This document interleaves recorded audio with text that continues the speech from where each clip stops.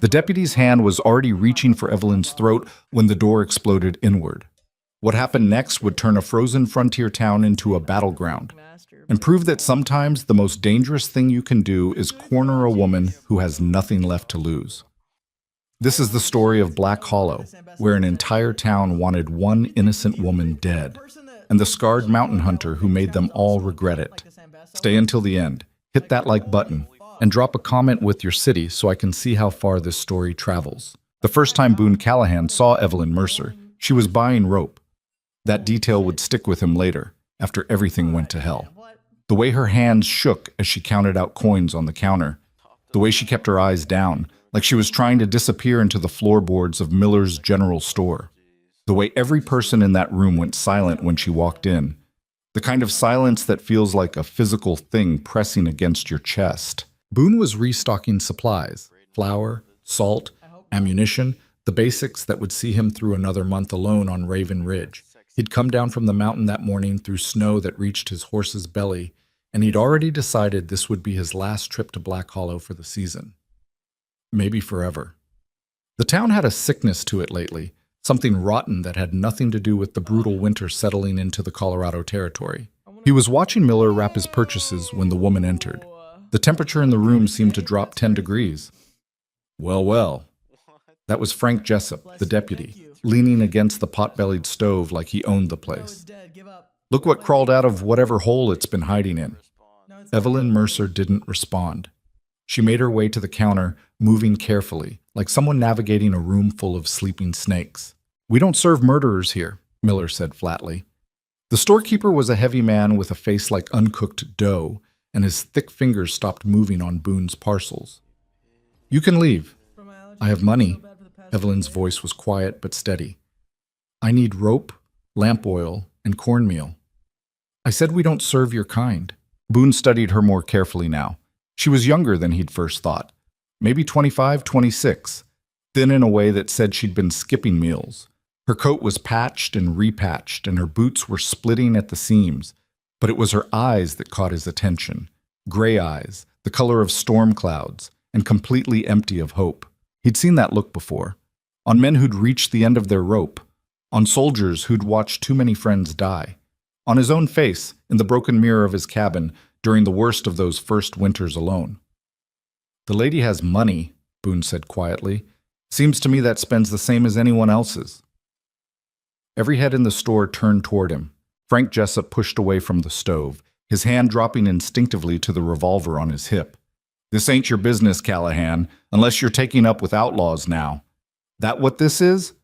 Don't know what you're talking about. The hell you don't. The deputy's face was flushed, partly from the stove's heat, partly from something meaner. Whole territory knows about this one. She was shacked up with the Riker gang when the marshals raided their camp last spring. Found her sleeping in Cade Riker's own tent. Only reason she ain't hanging is because she's got a clever tongue and tits. Evelyn's jaw tightened, but she didn't look at the deputy. She kept her eyes on Miller, kept her coins on the counter. That's enough, Boone said. Enough? Jessup laughed, an ugly sound. I'm just getting started. See, we got laws about harboring criminals in this town, about aiding and abetting known associates of... I said that's enough. Something in Boone's voice made the deputy's words die in his throat. It wasn't volume. Boone never raised his voice. It was something else, something cold and final, like the sound of ice cracking under your feet when you're miles from shore. Jessup's hand was still on his gun. You threatening a lawman, mountain man? Just stating a fact. The lady came in here to buy supplies. She's got money. Either sell to her or don't, but quit running your mouth about things you don't understand. I understand plenty. I understand she spread her legs for the worst gang of killers this territory ever saw. I understand good men died because of what that gang did, and she was right there with them, living off stolen money, and Boone moved. He didn't think about it, didn't plan it. One second he was standing by the counter with his parcels, the next he had Frank Jessup by the collar, lifting him half off his feet. The deputy's gun was still in its holster. He hadn't even seen Boone coming. You're going to apologize, Boone said quietly. To the lady. Jessup's face had gone from red to purple. His hand scrabbled at Boone's wrist, but it was like trying to bend iron. Let go. After you apologize. Fuck you and fuck that outlaw whore. Boone's fist caught him in the solar plexus, driving all the air from his lungs. The deputy crumpled, gasping, and Boone let him drop to the floor. The store had gone completely silent. Miller was pressed against his shelves, eyes wide. The other customers, two ranch hands and an old woman Boone didn't recognize, looked like they were watching a hanging. Evelyn Mercer stood frozen at the counter, her face pale. Miller, Boone said calmly, add the lady's supplies to my bill. Rope, lamp oil, and cornmeal, she said, and throw in some dried beef and beans, coffee too. Now wait just a minute. How much? The storekeeper's mouth opened and closed. He looked at the deputy, still wheezing on the floor, then back at Boone. $12, he said finally, for everything. Boone counted out bills, added 3 more for good measure, and set them on the counter. Package it up. He turned to Evelyn. Up close, he could see the shadows under her eyes, the way her hands trembled slightly. Could see the old bruises fading on her wrist, barely visible below her frayed sleeve. You got a way to carry all this? He asked. She nodded slowly. You didn't have to. Where are you staying? The old Hendricks shack, east end of town, past the... I know it. Everyone knew it. A crooked little structure that should have been torn down years ago, with walls so thin you could see daylight through the gaps. That place got a working stove? Sometimes. It's going to get colder. Tonight, probably. You got enough firewood? I'll manage. Behind them, Frank Jessup had made it to his hands and knees. His breathing was ragged, painful. You're dead, Callahan, he gasped. Both of you. Dead. Boone ignored him. Miller had started wrapping the supplies with shaking hands, working faster than Boone had ever seen him move. Listen, Boone said to Evelyn, keeping his voice low. Whatever happened with that gang, whatever people think they know, that's not my business. But I've seen enough of this town to know when someone's getting a raw deal. You need help. You come find me on Raven Ridge. Anyone can point you the right direction. Why? The word came out barely above a whisper. Why would you help me? You don't even know me. Don't need to know you to see when something's wrong. Miller practically threw the bundled supplies across the counter. Boone gathered them up, then handed them to Evelyn. Their fingers touched briefly. Hers were ice cold. Go on, he said. Get home before the snow starts up again. She looked at him for a long moment, those gray eyes searching his face like she was trying to solve a puzzle. Then she took the supplies and walked out, moving quickly, her boots crunching in the snow outside. Boone collected his own parcels. You just made a powerful enemy, Miller said quietly. Frank's got friends. Important friends. So I hear. I'm serious, Callahan. Silas Granger's been very clear about how this town should handle that woman. And Granger owns half of Black Hollow. The other half he controls through the bank. You cross him, you'll regret it. Boone shouldered his supplies and headed for the door. He paused on the threshold, looking back at the deputy, who was now sitting against the stove, hatred burning in his eyes. Tell your important friends, Boone said, that I don't come down from the mountain often. But when I do, I expect people to behave like civilized human beings. That clear enough? He didn't wait for an answer. Ta-ta. The ride back to Raven Ridge took 3 hours through deepening snow. Boone's horse, a rangy gray gelding named Smoke, knew the trail even when the path disappeared under fresh powder. The temperature was dropping fast, the way it did in late November, when winter stopped being a threat and became a certainty.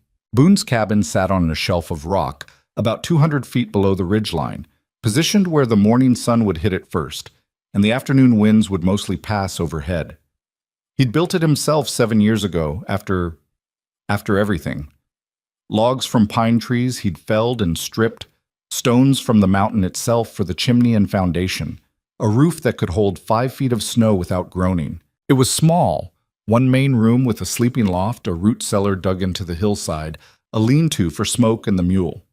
But it was solid, tight, the kind of place you could survive in when the world tried its best to kill you. He unloaded his supplies, rubbed down Smoke, and got a fire going in the stone hearth.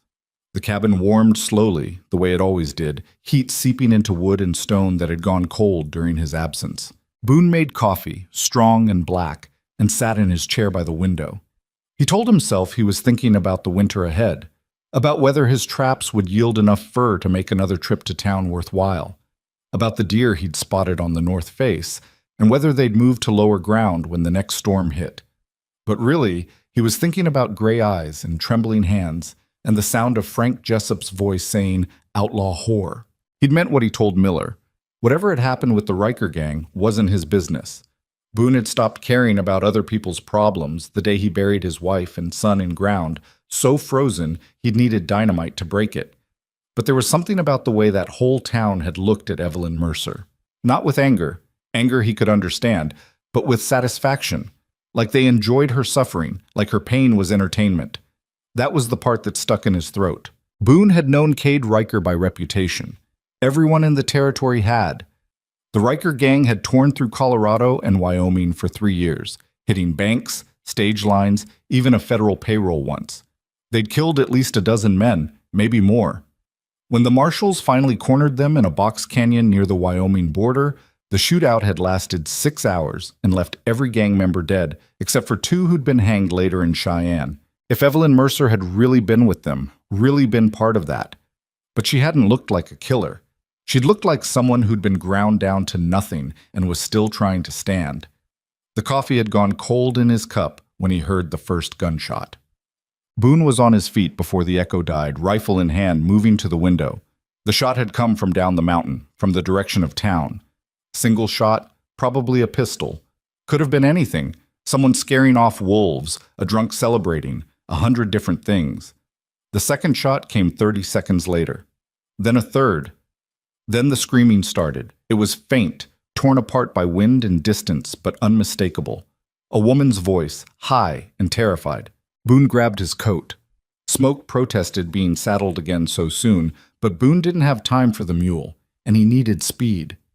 He took the trail at a reckless pace, the gelding's hooves skidding on ice, branches whipping past in the darkness. The screaming had stopped by the time he reached the outskirts of Black Hollow. The Hendricks shack was burning. Not a lot, just one corner of the structure, flames eating at old wood that was dry as kindling despite the snow. But enough. The orange glow lit up the night, casting wild shadows across the street. A crowd had gathered, 20 people, maybe more, standing in a rough circle around the shack. Nobody was trying to put out the fire. Nobody was moving to help. They were just watching. Boone saw Evelyn then. She was on her knees in the snow, her face bleeding, the supplies he'd bought scattered around her. Frank Jessup stood over her, his gun drawn, pointed at her head. "Please," she was saying. "Please, I don't know where it is. I swear to God I don't know." "Liar!" Jessup kicked her in the ribs, and she went down hard. "The gold certificates are worth $50,000, maybe more. You think we're stupid? You think we don't know you were sleeping with Riker for months? He told you where they hid it. I know he did. He didn't tell me anything. He kept me locked in." Another kick. This one caught her in the face, snapping her head back. Something cold and terrible settled into Boone's chest. He dismounted and walked toward the crowd. People noticed him coming. They parted automatically, the way they might step aside for a bear or a mountain lion, something dangerous they didn't want to provoke. "Jessup," Boone said quietly. The deputy spun, gun swinging toward him. "I warned you, Callahan. I warned you what would happen if you—" "Step away from her. This is official business. This woman is wanted for questioning in connection with—" "I said step away." Frank Jessup's face twisted into something ugly. "You know what? Fine. You want to die protecting an outlaw whore, that's your choice. Silas Granger's given me full authority to—" Boone shot him. Not to kill, though part of him wanted to. He put the bullet through Jessup's gun hand, the .44 round shattering bone and metal both. The deputy's pistol spun away into the snow, and Jessup went down screaming, clutching his ruined hand. The crowd exploded into chaos. People running, shouting, scattering in every direction. Boone ignored them all. He walked to where Evelyn lay in the snow, knelt beside her. "Can you stand?" She looked up at him with those gray eyes, now filled with blood from a cut above her eyebrow. You shot the deputy. Can you stand?" he repeated. I think so." He helped her to her feet. She swayed, nearly fell, and he caught her. She weighed almost nothing. "My things," she said faintly. "My supplies." Leave them. But I don't have anything else. I said leave them. He guided her toward Smoke, who was dancing nervously, spooked by the gunshot and the fire. We need to move. Now. Behind them, Frank Jessup was still screaming, calling for help, calling for someone to stop them. But the crowd had vanished. Nobody wanted to be anywhere near this. Boone lifted Evelyn into the saddle, then swung up behind her. She slumped against him, barely conscious. Hold on, he said. Then he turned Smoke toward the mountain and rode. The ride up was brutal. The temperature had dropped below zero, and the wind cut like knives. Evelyn drifted in and out of consciousness, mumbling things Boone couldn't make out. He kept one arm locked around her waist, keeping her in the saddle, while Smoke fought his way through snow that kept getting deeper. By the time they reached the cabin, both the woman and the horse were done. Boone carried Evelyn inside, laid her on his bed, the only bed, and got the fire built up high. Her breathing was shallow and rapid, her face pale as milk except for the blood and bruises. When he pulled back her coat to check for other injuries, he found more bruises, old ones. Some of them months old, yellowed and fading. Others newer, purple and tender. Someone had been beating her regularly. He cleaned the cut on her forehead, wrapped her ribs where Jessup had kicked her. The fire crackled and popped, throwing heat into the small space. Outside, the wind was rising, carrying the promise of the worst storm of the season. Evelyn's eyes opened around midnight. Where? Her voice was a whisper. My cabin. Raven Ridge, you're safe. Safe. She said the word like it was foreign, like she didn't quite believe it existed. You shot the deputy. He'll live. Might not use that hand again, but he'll live. They'll come for you. They'll hang you for this. Boone added another log to the fire. Let them try. She was quiet for a long time, just staring at the ceiling. The cabin creaked around them as the wind picked up. Snow began pattering against the windows like thrown sand. Why? She asked finally. Why did you help me? It was the same question she'd asked in the store. Boone still didn't have a good answer. Seemed like the right thing to do, he said.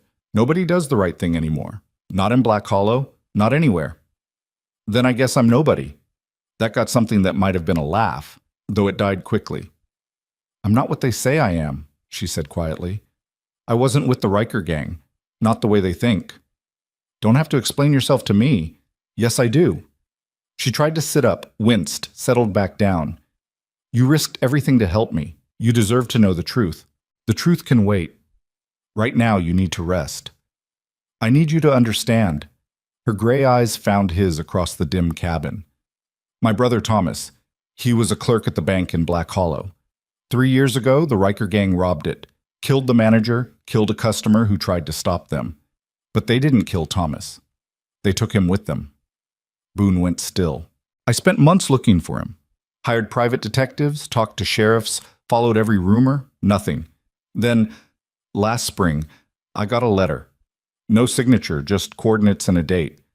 I thought, maybe it was from Thomas. Maybe he'd escaped, needed help. So you went. So I went. Her voice was flat now, dead. It was a trap. The gang was camped there, and they grabbed me the second I rode in. Cade Riker, he thought it was funny, keeping me there, making me cook their meals, clean their clothes, making sure I understood what would happen if I tried to run. What about your brother? Dead.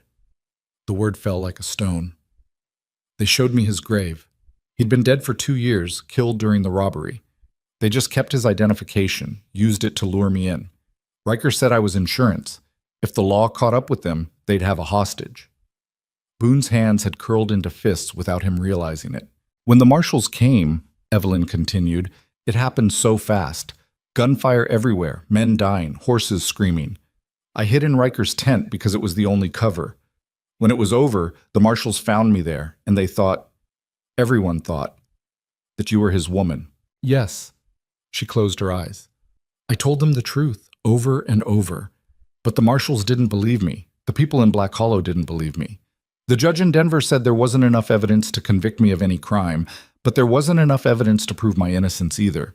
So they let me go, and I came back to Black Hollow because I had nowhere else to go. And the town decided I was guilty anyway. The wind howled outside, rattling the shutters. That's why they've been treating you like dirt, Boone said. That's part of it. But there's more. She looked at him again. The Riker gang stole a lot of money, mostly gold certificates from various robberies. Nobody knows where it is. The marshals searched their camp and found nothing, and everyone in Black Hollow thinks I know where Riker hid it. Do you? No. But they don't believe that. Frank Jessup's been harassing me for months trying to make me talk. Other men, too. They break into my shack, go through my things, follow me when I leave town. A few weeks ago, someone tried to drag me into an alley. They said they'd let me go if I told them where the gold was. Who? I don't know. 3 men, faces covered. I managed to get away, but she touched her ribs gingerly. They made their point. Boone stood and walked to the window. Outside, the storm was intensifying. Snow fell so thick he could barely see 10 feet. By morning, the trails would be impassable. Nobody would be able to reach the cabin for days, maybe weeks. Good. There's something else you should know, Evelyn said quietly. Silas Granger. The man who owns half the town. He owned the bank the Riker gang robbed. He also owned several businesses they hit. Lost thousands, supposedly.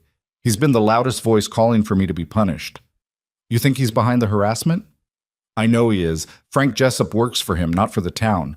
Most of the men who've come after me have been his ranch hands or business partners. He wants that gold, and he's convinced I know where it is. Boone turned back to face her. And if you did know? If you could lead him to it? Then he'd kill me the second I gave it up. That's why I'm still alive. He can't risk silencing me until he has what he wants. She pulled the blanket tighter around herself. I'm sorry. I shouldn't have told you all this. You didn't ask for any of it. In the morning, when the storm passes, I'll leave. Find somewhere else to... You're not going anywhere. But Granger will come looking. He'll bring men, guns. You can't fight the whole town. Watch me. She stared at him. You don't understand. Silas Granger is not a man who forgives or forgets. He'll see you as an obstacle, and he removes obstacles. Permanently. Then he'd better bring an army. This isn't your fight. It is now. Boone crossed to the bed, looked down at her. You came to Black Hollow looking for your brother, and that town chewed you up.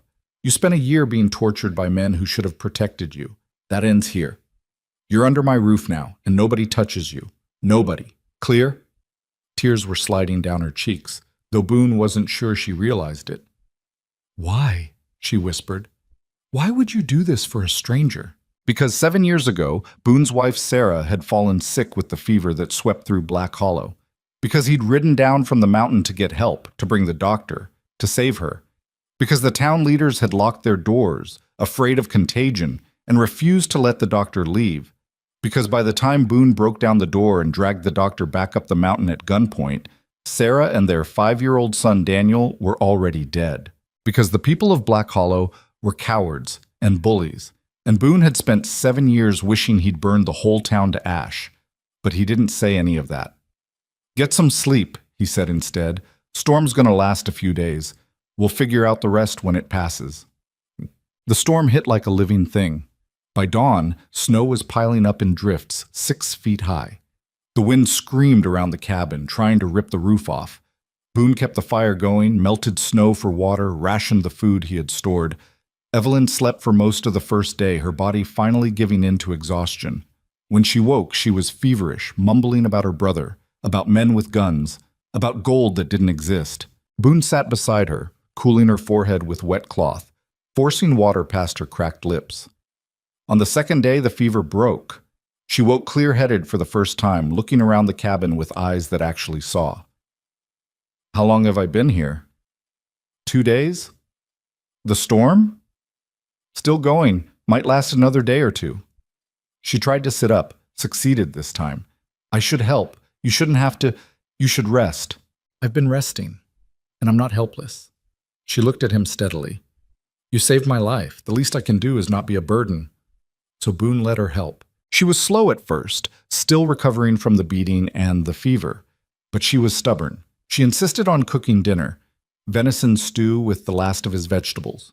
She mended his spare clothes, fixed a rip in his coat that he'd been meaning to patch for months. She organized his supplies, swept the floor, did all the small things that Boone had stopped caring about years ago.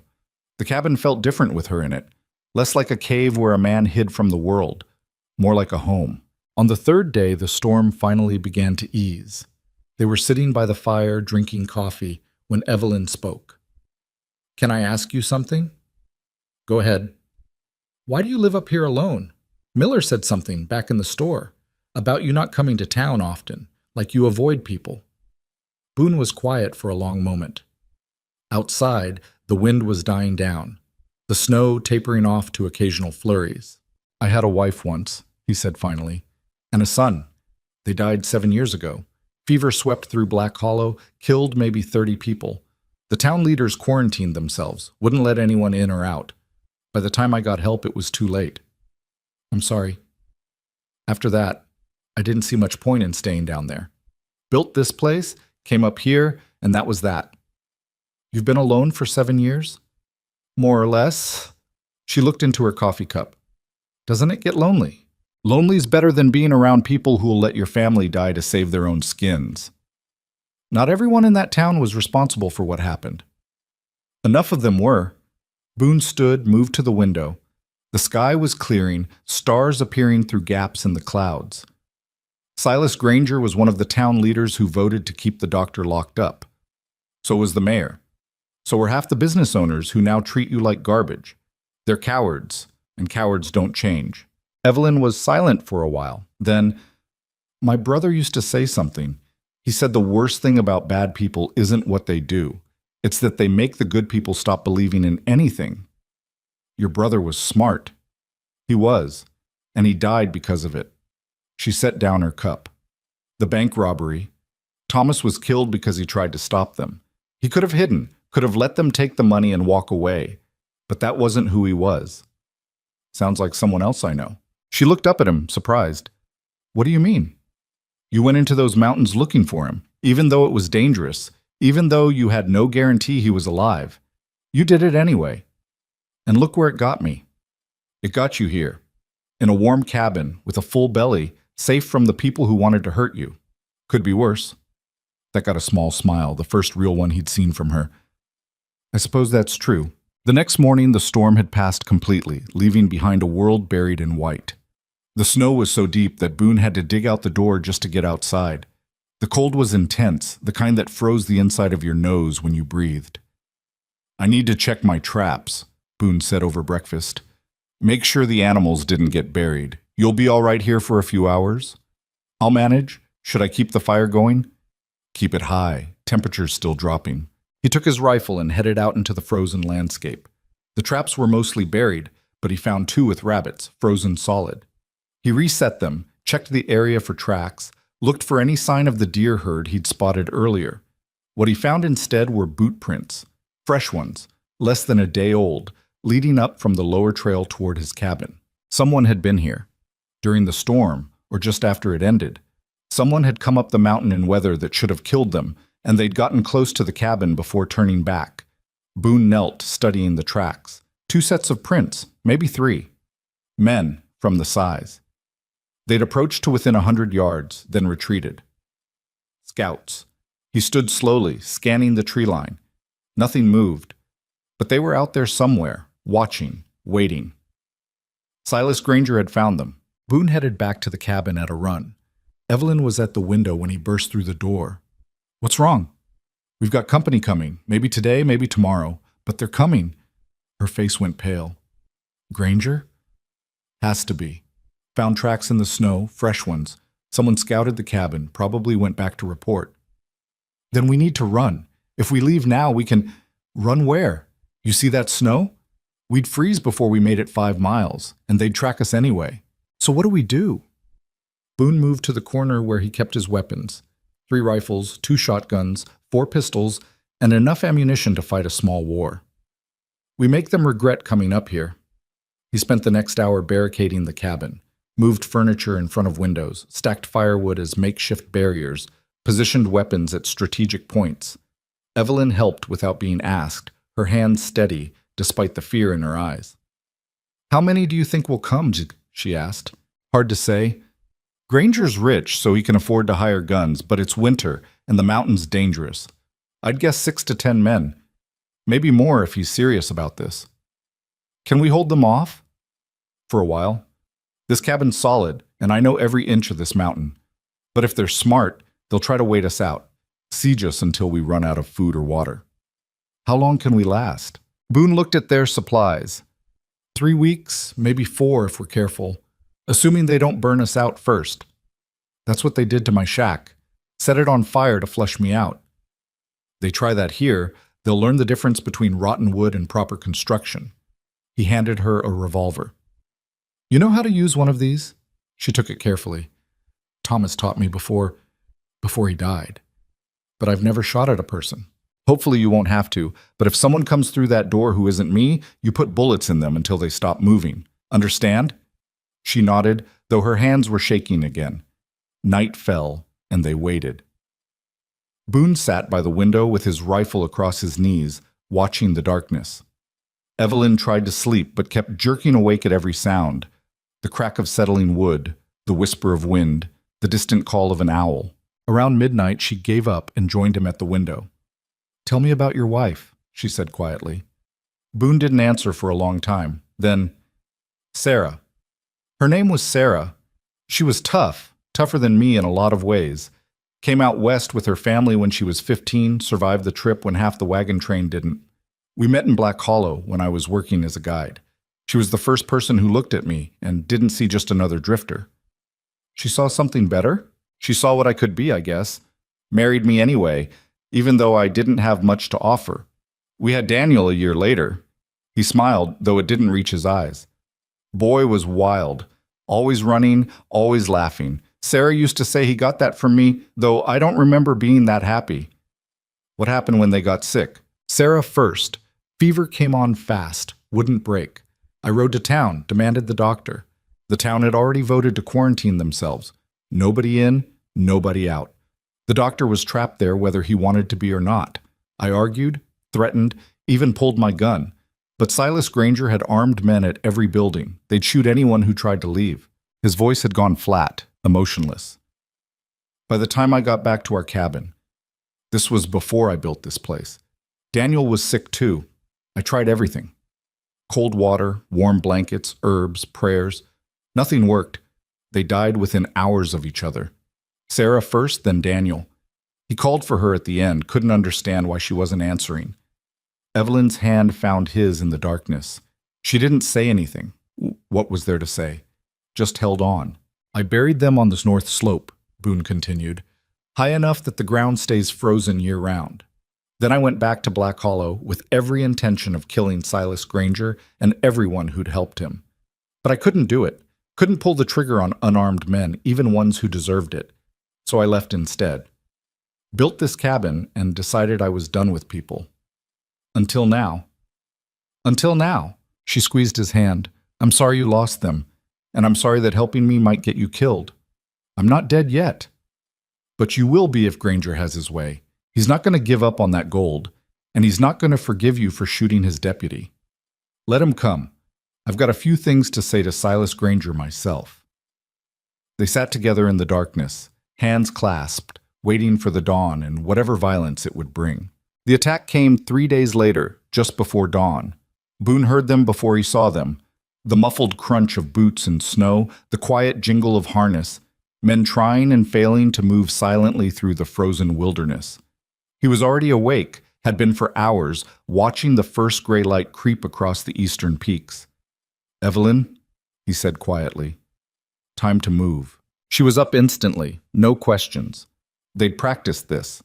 She grabbed the revolver, positioned herself in the corner he'd designated, the spot with the most cover, the hardest angle for anyone shooting through the windows. Her face was pale but set. Boone counted shadows moving between the trees. 8 men. No, 9. Spread out in a loose semicircle around the cabin, rifles ready. They were trying to surround the place, cut off any escape route. One of them made a mistake, stepped into a patch of early light. Boone recognized him immediately. Cole Warwick, one of Granger's ranch foremen. Built like a bull, mean as a snake, and dumb enough to think he was smart. Callahan! Warwick's voice boomed across the clearing. We know you're in there. Come out with the woman and nobody has to die today. Boone didn't answer. He watched the other men continue their positioning, noted who had rifles and who carried pistols, Look for the ones who seem nervous versus the ones who looked like they'd done this before. I'm authorized by Mr. Granger to make you an offer, Warwick continued. You hand over Evelyn Mercer, walk away from this, and we'll forget about what happened in town. You shot a lawman, Callahan, but Mr. Granger's willing to overlook that. This is your one chance. They're lying, Evelyn whispered from her corner. Granger doesn't forgive anything. I know. We got no quarrel with you, Mountain Man. Warwick again. This is about justice. That woman was part of the gang that killed good people, stole their money. She needs to answer for what she did. Boone finally spoke, his voice carrying easily across the snow. She already answered. The law in Denver cleared her. You got a problem with that? Take it up with the territorial judge. The law in Denver doesn't know what we know. That woman's got information about 50,000 in stolen certificates. Money that belongs to the people of Black Hollow. Money that belongs to Silas Granger, you mean? There was a pause. Warwick clearly hadn't expected Boone to say that out loud. Mr. Granger lost more than anyone in those robberies, Warwick said, his voice tighter now. He's got every right to. He's got no rights up here. This is my mountain. You're trespassing. Leave now, while you still can. Can't do that? We got orders. Then you got a problem. Boone saw Warwick signal to the other men. They started moving again, tightening the circle, getting ready for the rush. Last chance, Callahan. Send the woman out, or we're coming in. Come ahead. For a moment, nothing happened. The men in the trees seemed to hesitate, maybe realizing for the first time that this wasn't going to be as easy as Granger had promised. Then one of them, young, stupid, probably looking to impress his boss, broke from cover and charged the cabin. Boone shot him in the leg. The crack of the rifle was shockingly loud in the frozen air. The young man went down screaming, clutching his thigh, blood spreading across the snow. The other men scattered, diving behind trees and rocks. Next one's through the head, Boone shouted. You boys want to die for Silas Granger's gold, keep coming. Otherwise, get that idiot to a doctor before he bleeds out. Gunfire erupted from the tree line. Bullets slammed into the cabin walls, punched through windows, sent splinters flying. Boone dropped below the sill, counted shots, waited for the pause when they'd need to reload. You all right? He called to Evelyn. Still alive! Stay down! The shooting stopped. Boone risked a look through the window. The wounded man was being dragged back into the trees by two others. That left 6 guns still active. Maybe 7 if the wounded one could still shoot. Warwick, Boone shouted. Hey, how much is Granger paying you for this? Whatever it is, it's not worth dying. You can't hold out forever, came the reply. We got food, water, and reinforcements coming. You're trapped up here. So are you. That storm that just passed? Another one's coming tomorrow, maybe the day after. You really want to be stuck on this mountain in weather that'll freeze you solid? More silence. Boone could almost hear Warwick thinking, trying to figure out if he was bluffing about the storm. He wasn't. Boone could read weather the way some men read books, and every sign pointed to another big blow coming. We'll take our chances, Warwick finally yelled. Mr. Granger says that woman knows where the gold is, and we're not leaving without her. Evelyn moved beside Boone, staying low. He's not going to give up. None of them will. Granger probably promised them a share of the certificates if they bring me in. Then we need to make them understand what that'll cost. The shooting started again, more sustained this time. Boone returned fire, not trying to hit anyone, just keeping them pinned. He watched how they moved, noted the patterns. Warwick was directing them from behind a thick pine, using hand signals. 2 men on the left were trying to work their way around to the cabin's blind side. Another one was climbing higher, looking for an angle on the roof. They're trying to flank us, Boone said. Can they? Not easily. But if they get someone on the roof, they could drop dynamite down the chimney. Do they have dynamite? Granger probably gave them everything they needed. He shifted position, brought his rifle to bear on the man climbing. The angle was bad. Too many trees in the way. The shooter reached his position, a rocky outcrop about 40 feet above the cabin, and opened fire. Bullets punched through the roof. Evelyn flinched as wood chips rained down. That's not good. No, it's not. Boone aimed carefully, waited for the man to expose himself for another shot. When he did, Boone fired. The bullet caught the shooter in the shoulder, spinning him around. He lost his grip, slid down the icy rocks, and crashed into a snowdrift 20 feet below. He didn't get up. 2 down, Boone muttered. The remaining attackers pulled back, regrouping. Boone used the lull to reload, check their ammunition. They had plenty, but that wasn't the real problem. The real problem was that Warwick was right. They couldn't hold out forever. Eventually, Granger's men would wear them down, or the cold would, or they'd run out of food and water. "What are you thinking?" Evelyn asked. "I'm thinking we need to change the game. Right now they've got us pinned, and that's what they want. We need to make them react instead of us." "How?" Boone looked at the terrain outside, the positions of the remaining shooters, the way the morning light was starting to illuminate the clearing. "I'm going out there." "What? That's insane. They're expecting us to stay locked in here. If I can get behind them, create confusion, they'll panic. Hired guns don't like it when the situation turns against them. They'll kill you. They'll try." He moved to the back of the cabin, where a small door led to the root cellar. "You keep them busy from here.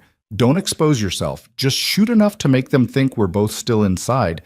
Can you do that?" She gripped the revolver tighter. "I can do it, but Boone..." "Yeah? Don't die out there, please." He almost smiled. "Do my best."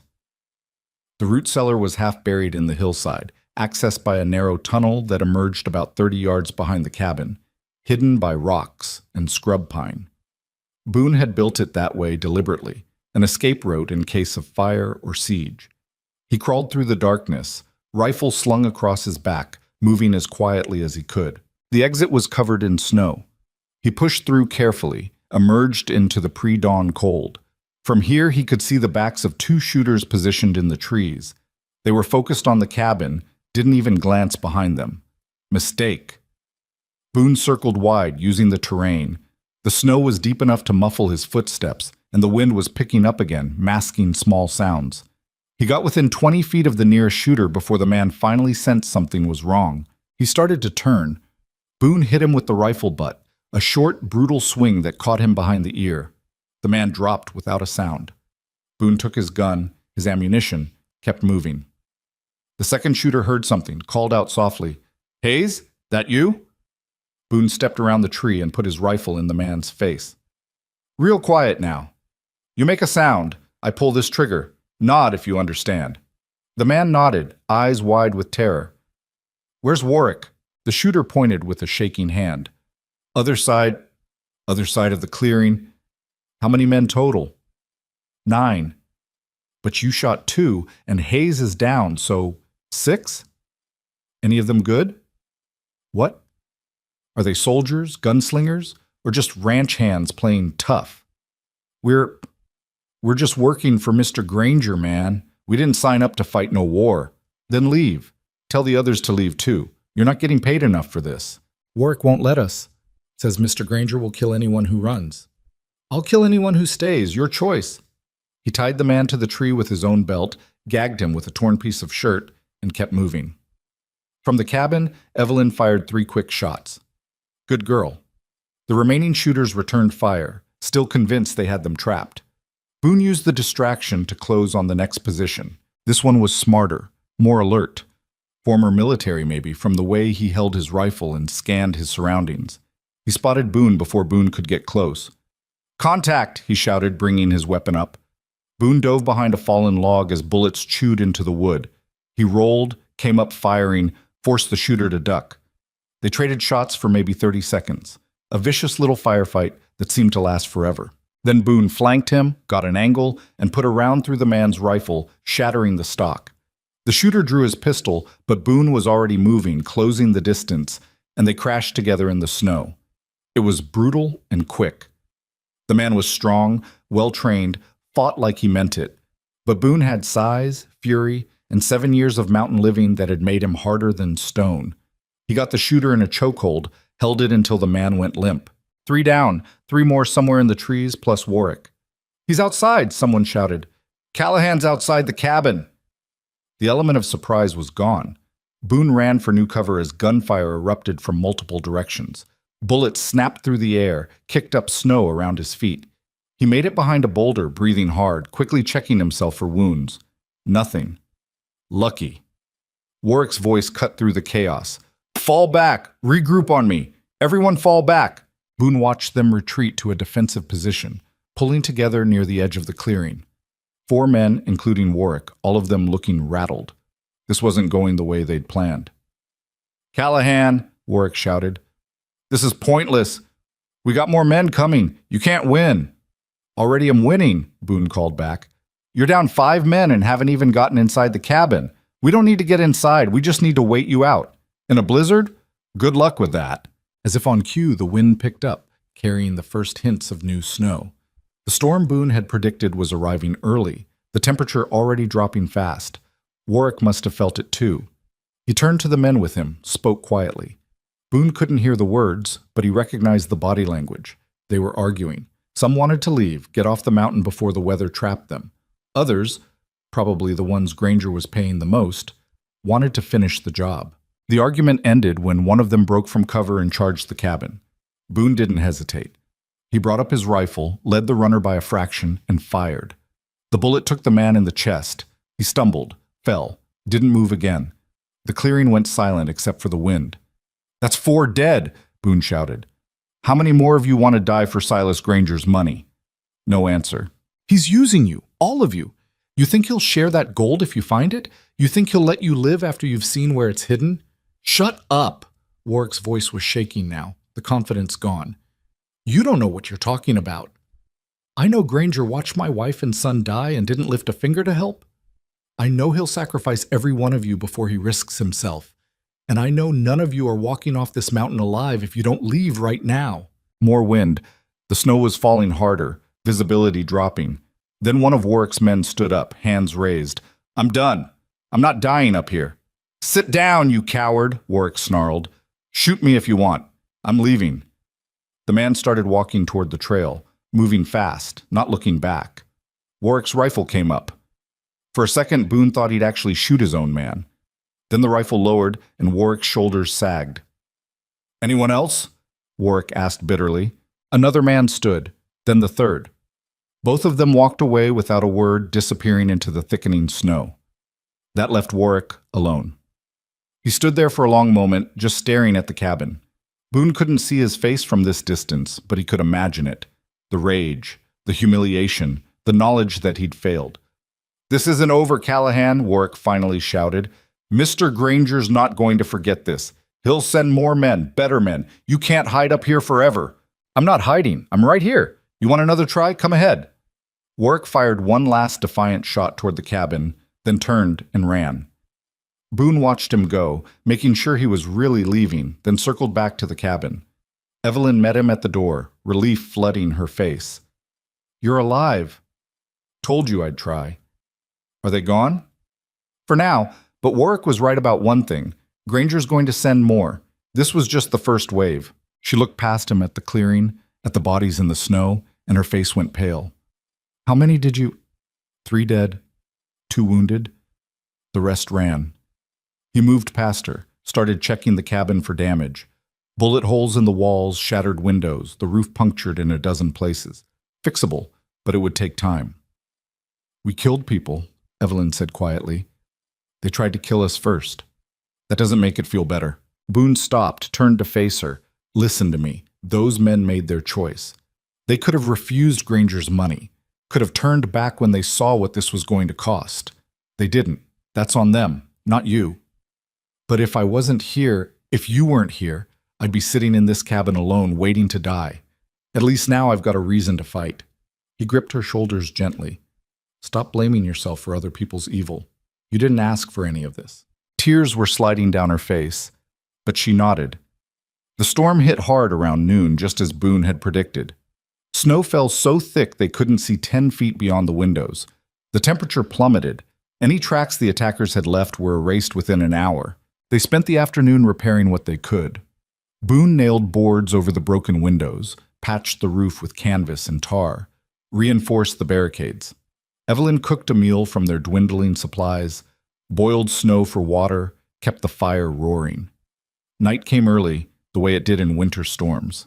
They sat together by the hearth, exhausted, listening to the wind try to tear the mountain apart.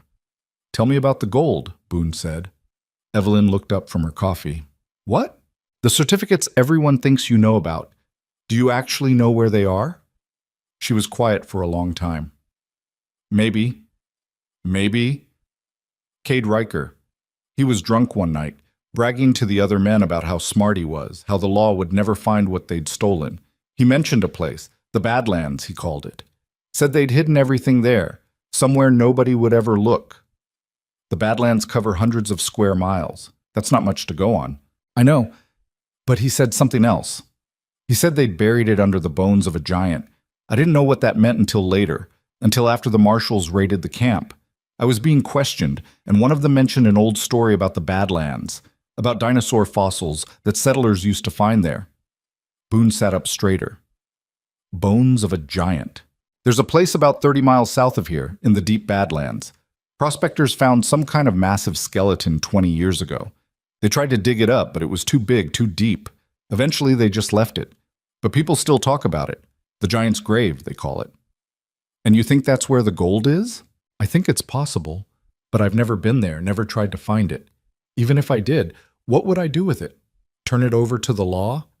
They'd just give it back to Granger and the other victims of the robberies. Keep it for myself? I'd spend the rest of my life running from bounty hunters and thieves.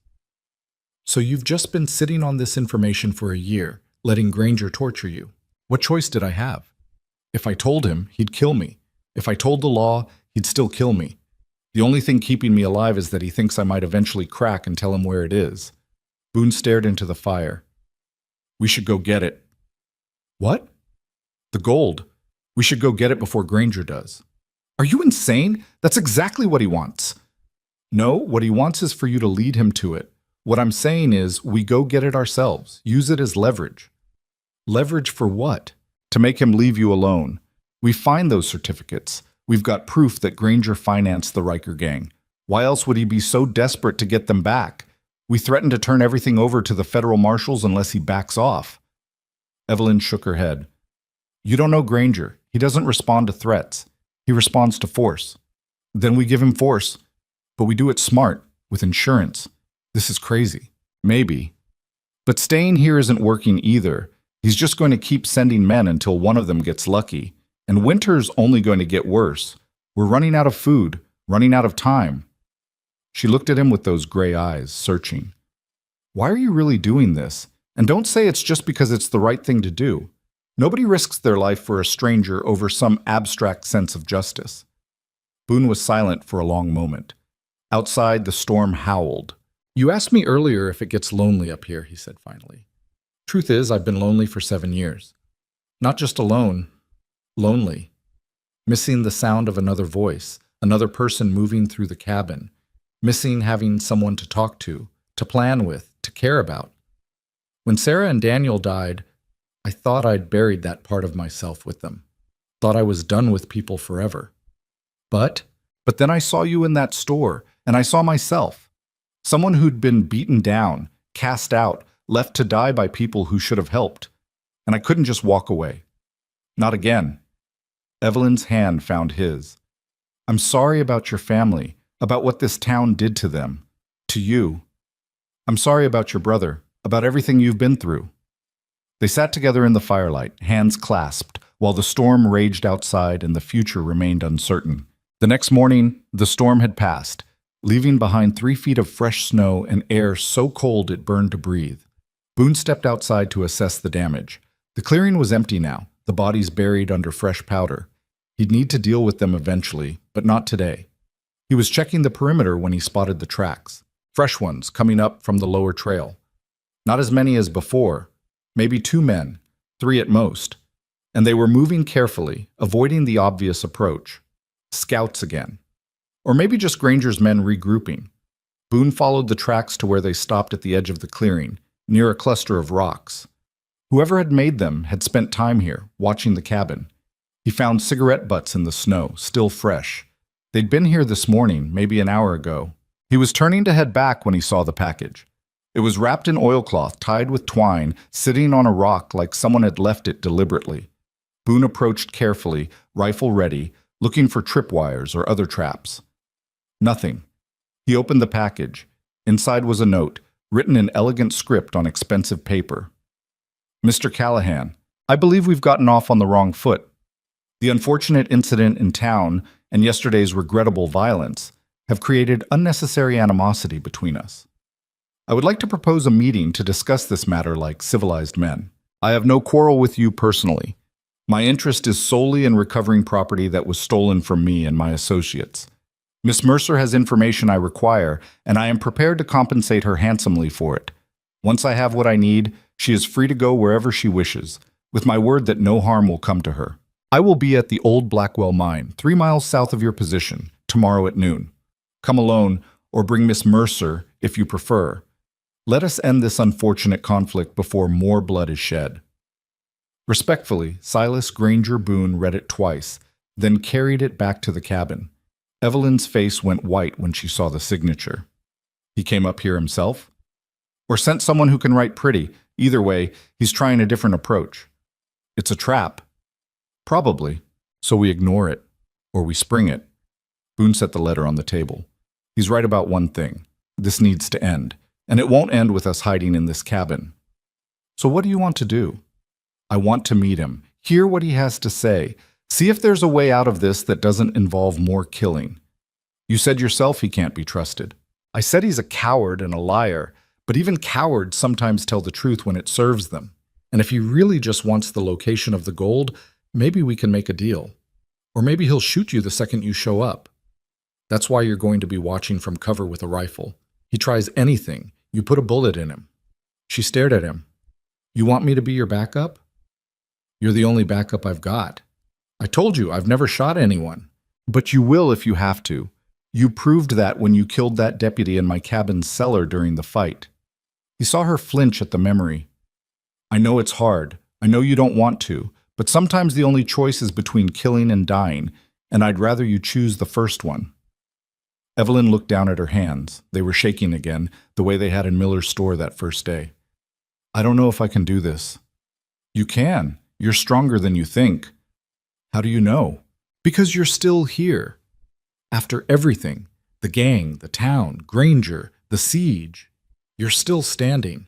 That takes strength most people don't have. She met his eyes. What if something goes wrong? What if he kills you? Then you run. Take smoke, head north into Wyoming. There's a settlement called Red Creek about 40 miles from here. Good people there. They'll help you. I'm not leaving you. If I'm dead, there's nothing you can do for me. Promise me you'll run. She didn't answer. Evelyn, promise me. Fine, she said finally. I promise. But you better not die, or I'll find a way to kill you myself. That got a laugh out of him, brief and unexpected. Deal. They spent the rest of the day preparing. Boone cleaned and oiled his weapons, made sure they had enough ammunition. Evelyn practiced with the rifle, shooting at targets Boone set up in the clearing. She wasn't great, but she wasn't terrible either. Good enough. That night, they barely slept. Morning came cold and clear, the sky a brutal blue. They ate a quick breakfast, gathered their gear, and headed out. The Blackwell mine was an old silver operation that had played out 20 years earlier. The entrance was boarded up, the structures around it collapsing under the weight of accumulated snow. It was the kind of place people avoided, dangerous, unstable, and supposedly haunted by the miners who died in a cave-in back in '48. Perfect spot for an ambush. Boone positioned Evelyn in the rocks above the mine entrance, gave her clear sight lines on the approach. Anyone shows up who isn't me or Granger, you shoot first and ask questions later. Understood? Understood. And if this goes bad, I know. Run north to Red Creek. You've told me 100 times. He looked at her for a long moment, memorizing her face, just in case. Then he turned and walked down to the mine. Silas Granger was already there, standing beside a black carriage that had no business being this far up a mountain road. He was exactly as Boone remembered from town, tall, thin, expensively dressed, with the kind of face that looked like it had never smiled without calculating the cost. 2 men stood with him, armed, professional, watching Boone approach with cold eyes. Mr. Callahan, Granger said pleasantly, thank you for coming. I was concerned you might not take my letter seriously. I'm here. Say what you came to say. Direct. I appreciate that. Granger gestured to the mine. Shall we talk inside? It's rather cold out here. We can talk right here. Very well. Granger's smile didn't waver. I'll be brief. I want to know where Cade Riker hid the stolen certificates. I believe Miss Mercer has this information. I'm prepared to pay $20,000 for it. And if she doesn't know, then I'm afraid we have a problem. You see, Mr. Callahan, I've invested a considerable amount of time and resources into recovering what was stolen from me. I don't intend to walk away empty-handed. Those robberies happened over 2 years ago. Why wait until now to make your move? Because until recently, I believe the certificates were lost forever. Then I learned that Miss Mercer spent months with the Riker gang before their demise. Surely in all that time, Cade Riker mentioned something. Surely she knows more than she's admitted. Boone studied him. You really want that gold bad. Makes me wonder why. It's my property. Is it?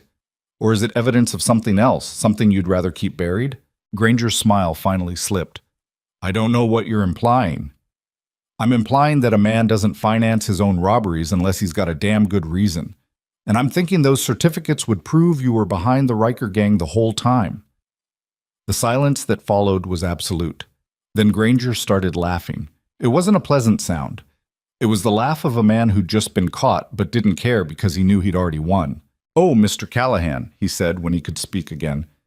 You're smarter than I gave you credit for. Yes, I financed them. I planned the robberies, laundered the money, even helped them pick their targets. And yes, if those certificates were to surface with my handwriting on the transfer documents, it would be inconvenient. Inconvenient. That's what you call getting hanged for conspiracy to commit murder? Who would believe it? I'm the most respected man in Black Hollow. I own the bank, the land office, half the businesses in town.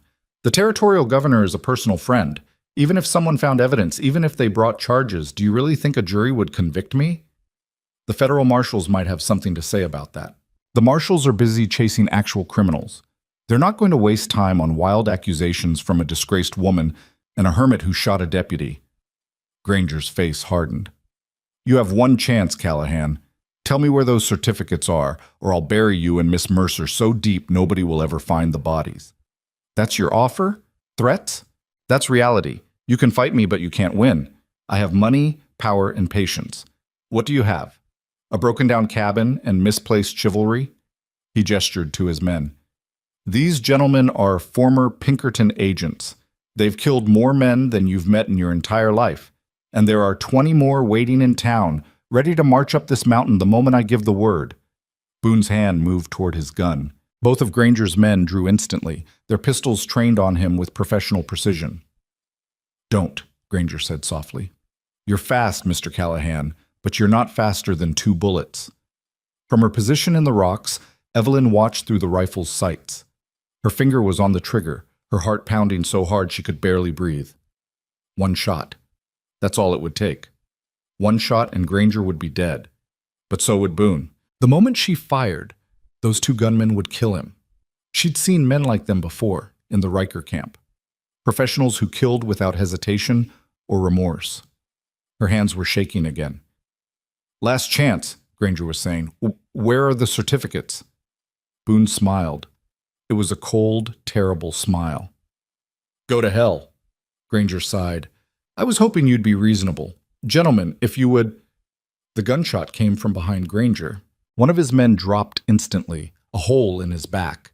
The second spun toward the source of the shot, and Evelyn finally pulled her trigger. Her bullet caught him in the chest, punching him backward into the snow.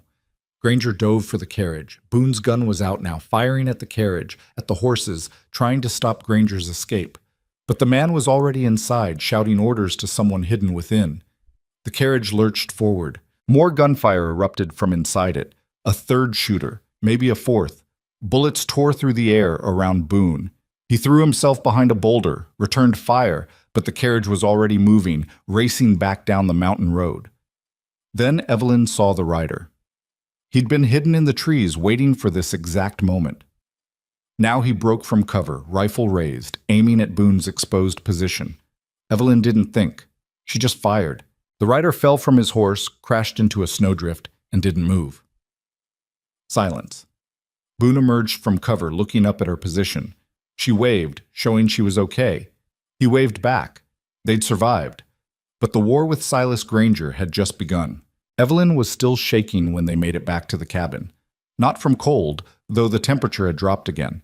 Not from fear, though plenty of that remained. She was shaking because she'd killed 2 men in the span of 5 minutes, and no amount of justification could make that feel normal. "You did good," Boone said, building up the fire. "Saved my life. I killed them. You stopped them from killing me. There's a difference." "Is there?" She sat heavily in the chair by the window, still gripping the rifle like it might crawl away if she let go. One second they were alive, and the next they weren't. Because of me. Boone poured whiskey into 2 tin cups, handed her one. "Drink." She did, coughing as the liquid burned down her throat. "How do you live with it? The killing?" "I remind myself that they chose to be there. Nobody forced those men to take Granger's money. Nobody forced them to come up this mountain with guns. They made their choices, and those choices had consequences. That's the same thing Granger probably tells himself, that the people he hurts made choices too." "No." Boone's voice was hard. "Granger hunts victims. He targets people who can't fight back, people who are already broken. Those men you shot today? They were professionals with guns coming to murder us. That's not the same thing at all." Evelyn drank more whiskey, felt the warmth spread through her chest. "He's not going to stop. You know that, right? After today, after we killed his men, he's going to come at us with everything he has." "I know. So what do we do?" Boone was quiet for a long moment, staring into the fire. "We go to the Badlands, find those certificates before Granger does." "That's insane. We barely survived 1 ambush. You want to walk into the middle of nowhere with Granger hunting us? It's the only play we've got left. Right now we're reacting to him. He attacks, we defend. He threatens, we hide. That's not sustainable. Eventually he'll wear us down, or the winter will, or we'll just make a mistake and he'll kill us. And going after the gold changes that how? Because right now Granger's chasing a ghost. He thinks you might know where the certificates are, but he's not sure. That uncertainty is the only thing keeping you alive. If we actually find them, if we have them in our possession, we have leverage, real leverage." Evelyn set down her cup. "You're talking about blackmail. I'm talking about survival. We find those certificates, we've got proof Granger financed the Riker gang. We threaten to turn it over to the federal marshals unless he backs off permanently. He'll kill us anyway. The second we hand over that evidence, we're dead. Not if we're smart about it. We make copies, hide them in different places, arrange for them to be delivered to the marshals if anything happens to us. We make killing us more dangerous than leaving us alone." She wanted to argue, wanted to find holes in his logic. But the terrible truth was, he was right. Staying here meant slow death. Running meant faster death. Frozen in a winter storm or shot in the back by Granger's hired guns. The only option that gave them any real chance was finding those certificates first. "The Badlands are 30 miles south," she said finally. "In good weather, on a good trail, that's 2 days of hard riding. In winter, through snow with people hunting us? Could be a week, maybe more. Then we'd better start packing." They spent the next hour gathering supplies. Boone took inventory of their food stores, selected what they could carry. Dried meat, hardtack, coffee, beans. Not much, but enough for a week if they were careful. He loaded ammunition, checked his weapons, made sure everything was in working order. Evelyn prepared warmer clothes, extra blankets, the medical supplies Boone kept for emergencies. Her hands moved automatically, muscle memory from months of being forced to serve the Riker gang. She'd learned then how to pack for survival, how to prepare for the worst. "We leave at first light," Boone said. "Should give us a few hours before Granger realizes we're gone." "You think he's watching the cabin? I'd bet on it. But his men won't be close, not after today. They'll be positioned down the mountain, where they can see anyone coming or going, but stay out of rifle range." "So how do we get past them?" "The North Trail. It's steeper, harder, but it circles around the back of the ridge. If we move carefully, stay in the tree cover, we should be able to slip past without being seen." Evelyn looked out the window at the darkening sky. "And if we can't? If they spot us? Then we ride fast and hope Smoke's got enough in him to outrun whatever they're riding." It wasn't much of a plan, but it was all they had. That night, neither of them slept well. Evelyn dozed in fits, jerking awake at every sound. Boone kept watch by the window, rifle across his knees, eyes scanning the darkness for movement that never came. Around 3 in the morning, Evelyn gave up on sleep and joined him. "Can't rest?" Boone asked quietly. Keep seeing their faces. The men I shot. That'll fade eventually. Does it? Or do you just get used to it? He didn't answer, which was answer enough. They sat together in the darkness, listening to the cabin creak and settle. Outside, snow had started falling again, light flurries that dusted the clearing in fresh white. Tell me about the giant's grave, Boone said. What exactly are we looking for? Evelyn gathered her thoughts. From what I heard, it's in a box canyon deep in the Badlands. The prospectors who found the skeleton were trying to reach a silver vein that supposedly ran through the area. They came across these massive bones sticking out of the rock face. Leg bones, spine, skull, something enormous. They tried to dig it out, but the whole thing was embedded in solid stone. Eventually they gave up and left. And Riker knew about this place. He grew up around here. His father was one of those prospectors, apparently. Died in a cave-in trying to reach that silver. Riker knew the Badlands like most people know their own yard. So we're looking for a box canyon with dinosaur bones visible in the rock. That's all I've got. Riker never said exactly where, never drew a map. Just mentioned it that one time when he was drunk. Might be enough. Boone stood, moved to a shelf where he kept old maps. He spread one across the table, studied it by lamplight. The southern Badlands. Used to be a few mining operations down there, back before the veins played out. Most of them are marked on here. Evelyn leaned over the map. The Badlands were a sprawling maze of canyons, ravines, and rocky outcrops. Dozens of small marks indicated old claims and abandoned mines. How do we know which one? She asked. We don't. We'll have to search. His finger traced potential routes. If we come in from the east, follow this dry creek bed. It'll take us through the main canyon network. From there we can branch out, check each side canyon until we find the right one. That could take days. It will take days.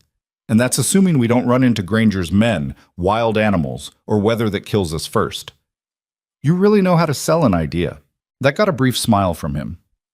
Just being honest. This is going to be hard, dangerous, and we might fail. But it's still better than waiting here to die. Dawn came gray and cold. They loaded Smoke and the mule with their supplies, distributed the weight carefully. Boone took a last look around the cabin, the home he'd built with his own hands, the sanctuary that had kept him alive through 7 brutal winters. We'll come back, Evelyn said quietly. Maybe. We will, because I'm not dying in some frozen canyon, and neither are you. He looked at her, saw the determination in her gray eyes, and believed her. They took the North Trail as planned, moving slowly through deep snow. The path was steep and treacherous, barely wide enough for the horses. More than once, Smoke's hooves slipped on ice, sending rocks tumbling down the slope. But they made progress. By mid-morning, they'd circled around the back of Raven Ridge and descended into a narrow valley that ran parallel to the main route. Boone kept them in the tree line, avoiding open ground, stopping frequently to listen and watch. No signs of pursuit. Maybe they didn't see us, Evelyn whispered. Or maybe they're just following at a distance. You always this optimistic? Just experienced. They rode for 3 hours before stopping to rest the horses. Boone climbed a rocky outcrop, used his spyglass to scan their back trail. Nothing moved in the white landscape. No riders, no smoke from campfires, no tracks, but their own. I think we're clear, he said, climbing down. For now. They pushed on through the afternoon, the terrain gradually changing from mountain forest to high desert scrubland. The snow thinned, replaced by frozen earth and scattered sagebrush. The temperature dropped further as the sun sank toward the western peaks. By nightfall, they'd covered maybe 15 miles. Boone found a sheltered spot among some rocks, built a small fire that wouldn't be visible from a distance. They ate cold meat and hardtack, drank coffee that tasted like mud. How far tomorrow? Evelyn asked. If the weather holds, we might reach the eastern edge of the Badlands by sundown. Then the real searching begins. And if it doesn't hold, then we find shelter and wait it out. She pulled her blanket tighter. Even with the fire, the cold was brutal. I hate winter. Winter doesn't care. That's comforting. Want me to lie? Tell you it'll be warm and easy? No, I want you to keep being honest, even when it's terrifying. Boone added another piece of wood to the fire. You're doing good, you know. Most people would have broken by now. I feel pretty broken. You're still here, still fighting, that counts. They took turns on watch that night. Boone slept first, or tried to, while Evelyn sat with the rifle and listened to the darkness. Every sound seemed magnified. The wind through the rocks, the distant cry of a coyote, the snap of the fire. Around midnight, she heard something else. Hoofbeats. Faint, far off, but unmistakable. Multiple horses, moving fast across hard ground. "Boone," she whispered urgently. He was awake instantly, gun in hand. "What?" "Riders, coming from the north."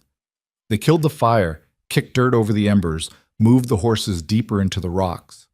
Boone climbed to a vantage point, watching the darkness. The riders appeared maybe 5 minutes later. 6 of them, carrying torches, moving in a loose line like they were searching for something. They were still a quarter-mile away, but they were heading in the right direction. "They're tracking us," Boone said quietly. "How?" "We covered our trail." "Not well enough, apparently." He watched the riders pass, counting them, noting their weapons and horses. Professional again. Granger wasn't sending ranch hands anymore. He was sending killers. The riders disappeared into the darkness to the south. "They're ahead of us now," Evelyn said. "Yeah." "So what do we do?" Boone thought for a moment. "We change direction. Head west for a day, then circle back south. It'll take longer, but it might throw them off.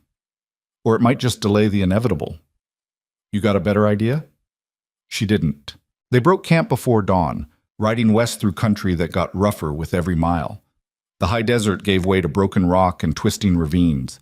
Navigation became guesswork, the old maps only partially accurate. By noon, they were lost. Not hopelessly lost. Not yet. But the landmarks Boone had been using to navigate were gone, replaced by endless rock formations that all looked the same. The ravines twisted and doubled back, creating dead ends and false paths. "We need higher ground," Boone said. "Somewhere I can see the lay of the land." They found a mesa after another hour of riding. Boone climbed it while Evelyn waited below with the horses. The view from the top was stunning and terrifying. Miles of badlands stretching in every direction, a maze of stone and shadow. And somewhere in the distance, to the northeast, a thin column of smoke. Boone descended quickly. "Campfire," he said. "Maybe 3 miles from here." "Granger's men? Who else? Nobody comes out here in winter unless they've got a damn good reason." "So they're still tracking us. Or they're waiting, setting up positions, blocking the routes they think we'll take." Evelyn's face was pale. "We're running out of options." "Not yet. Come on." They rode hard for the rest of the day, keeping to the low ground, avoiding anywhere they might be silhouetted against the sky. Boone's sense of direction was good, but the twisting ravines played tricks, turned them around, made progress nearly impossible. As the sun set, they found themselves in a box canyon with walls too steep to climb, dead end. "Back," Boone said, already turning smoke around. But as they retreated, they heard voices echoing off the stone. Men, talking casually, coming from the direction they'd just traveled. "There," Evelyn pointed to a narrow crack in the canyon wall. "Can we fit?" "Horses won't." "Then we leave them." It was a brutal choice. Without the horses, they'd be traveling on foot through hostile country in the middle of winter. But if they stayed, they'd be trapped. Boone made the decision fast. "Grab what you can carry, food, water, ammunition, leave everything else." They worked frantically, pulling essential supplies from the saddlebags, distributing weight. Boone gave Smoke and the mule a final pat, then slapped them away, sending them running back down the canyon. Maybe Granger's men would chase the horses. Maybe they'd waste time searching the wrong direction. Maybe. They squeezed through the crack in the wall, found themselves in a narrow passage barely wide enough for one person. It twisted upward at a sharp angle, the walls pressing close enough to make breathing difficult. Behind them, the voices grew louder, shouts, the sound of horses. "They found our camp," Boone whispered. "Keep moving." They climbed in near darkness, hands and feet scrambling for purchase on slick rock. Evelyn's pack caught on a narrow point and she had to twist violently to free it. Her rifle clattered against stone, the sound echoing like a gunshot. The voices stopped. Then boots on rock, moving fast. "Go," Boone hissed. Evelyn climbed faster, her lungs burning, muscles screaming. The passage seemed endless, always rising, always narrowing. She could hear Boone behind her, and behind him, the sounds of pursuit. Then the passage opened up. They emerged onto a narrow ledge high on the canyon wall. The sun had set completely now, stars appearing in the darkening sky. Below them, torches moved in the darkness. At least 4 men, maybe more, searching the canyon floor. "There's nowhere to go," Evelyn said quietly. The ledge ran maybe 20 feet in either direction, then ended at sheer walls. Boone studied their position. "We go up." "Up where?" "There's nothing but—" She stopped. Because he was right. Above them, barely visible in the dying light, was a series of natural handholds leading to what looked like another ledge, and maybe, possibly, a way over the canyon rim. "You've got to be kidding. Can you climb? In the dark? With a pack? Are you insane?" "Evelyn," he gripped her shoulders, "we don't have a choice. Either we climb or we wait here for them to find us. And when they do, they'll kill us. You know that." She looked up at the impossible cliff face, then back at Boone. "If I fall—" "You won't fall. I'll be right behind you, every step." "You don't know that." "I do, because I'm not losing you. Not after everything." He released her shoulders. "Now climb." She climbed. Every handhold was a gamble. Every foothold threatened to crumble. The pack threatened to pull her backward into space. But she climbed, one move at a time, not thinking about the drop below, or the darkness, or the very real possibility that she would lose her grip and fall. Boone climbed behind her, his voice a steady presence. "Left hand, 2 feet up. Good. Now right foot on that crack." "You've got it." Below them, the searchers had found the narrow passage. Torchlight spilled through the crack in the wall. Shouts of discovery. "They're coming," Evelyn gasped. "Don't look down, just climb." Her hand found the ledge. She pulled herself up and over, collapsed on solid stone, breathing so hard she thought her lungs might burst. Boone appeared beside her seconds later. They were on top of the canyon rim. "Keep moving," Boone said, hauling her to her feet. "They'll be up here in minutes." They ran through the darkness, stumbling over rocks, following the rim as it curved away from the canyon. Behind them, the first pursuer emerged onto the ledge they'd just left. A gunshot cracked the night. The bullet whined off stone somewhere to their left. They dropped into a shallow depression, pressing flat. More shots, wild and angry, searching for targets they couldn't see. Then voices, arguing, someone saying it was too dark, too dangerous to pursue further tonight. Another voice. Boone recognized it as one of the men from the Blackwell mine, saying Granger would have their heads if they let the quarry escape. Finally, the decision to make camp and resume at first light. Boone and Evelyn lay in the depression for another hour, not daring to move, barely breathing. When the voices finally faded and the torches withdrew, they crawled out and continued north. They walked through the night, putting distance between themselves and Granger's men. The terrain was treacherous in the darkness, but stopping meant being caught at dawn with nowhere to hide. Around 3 a.m, Evelyn simply stopped walking. "I can't," she said. "My legs won't move anymore." Boone could see she was done. Her face was gray with exhaustion, her movements uncoordinated. They needed rest, just a few hours. He found an overhang in a cluster of rocks, barely large enough for 2 people. They crawled inside, huddled together for warmth. Evelyn was asleep in seconds. Boone tried to stay awake to keep watch, but his body had other ideas. The exhaustion caught up with him, and he slipped into darkness. He woke to Evelyn shaking him. "Boone! Boone, wake up!" Sunlight streamed into the overhang. Late morning, maybe noon. He'd slept for hours. "What?"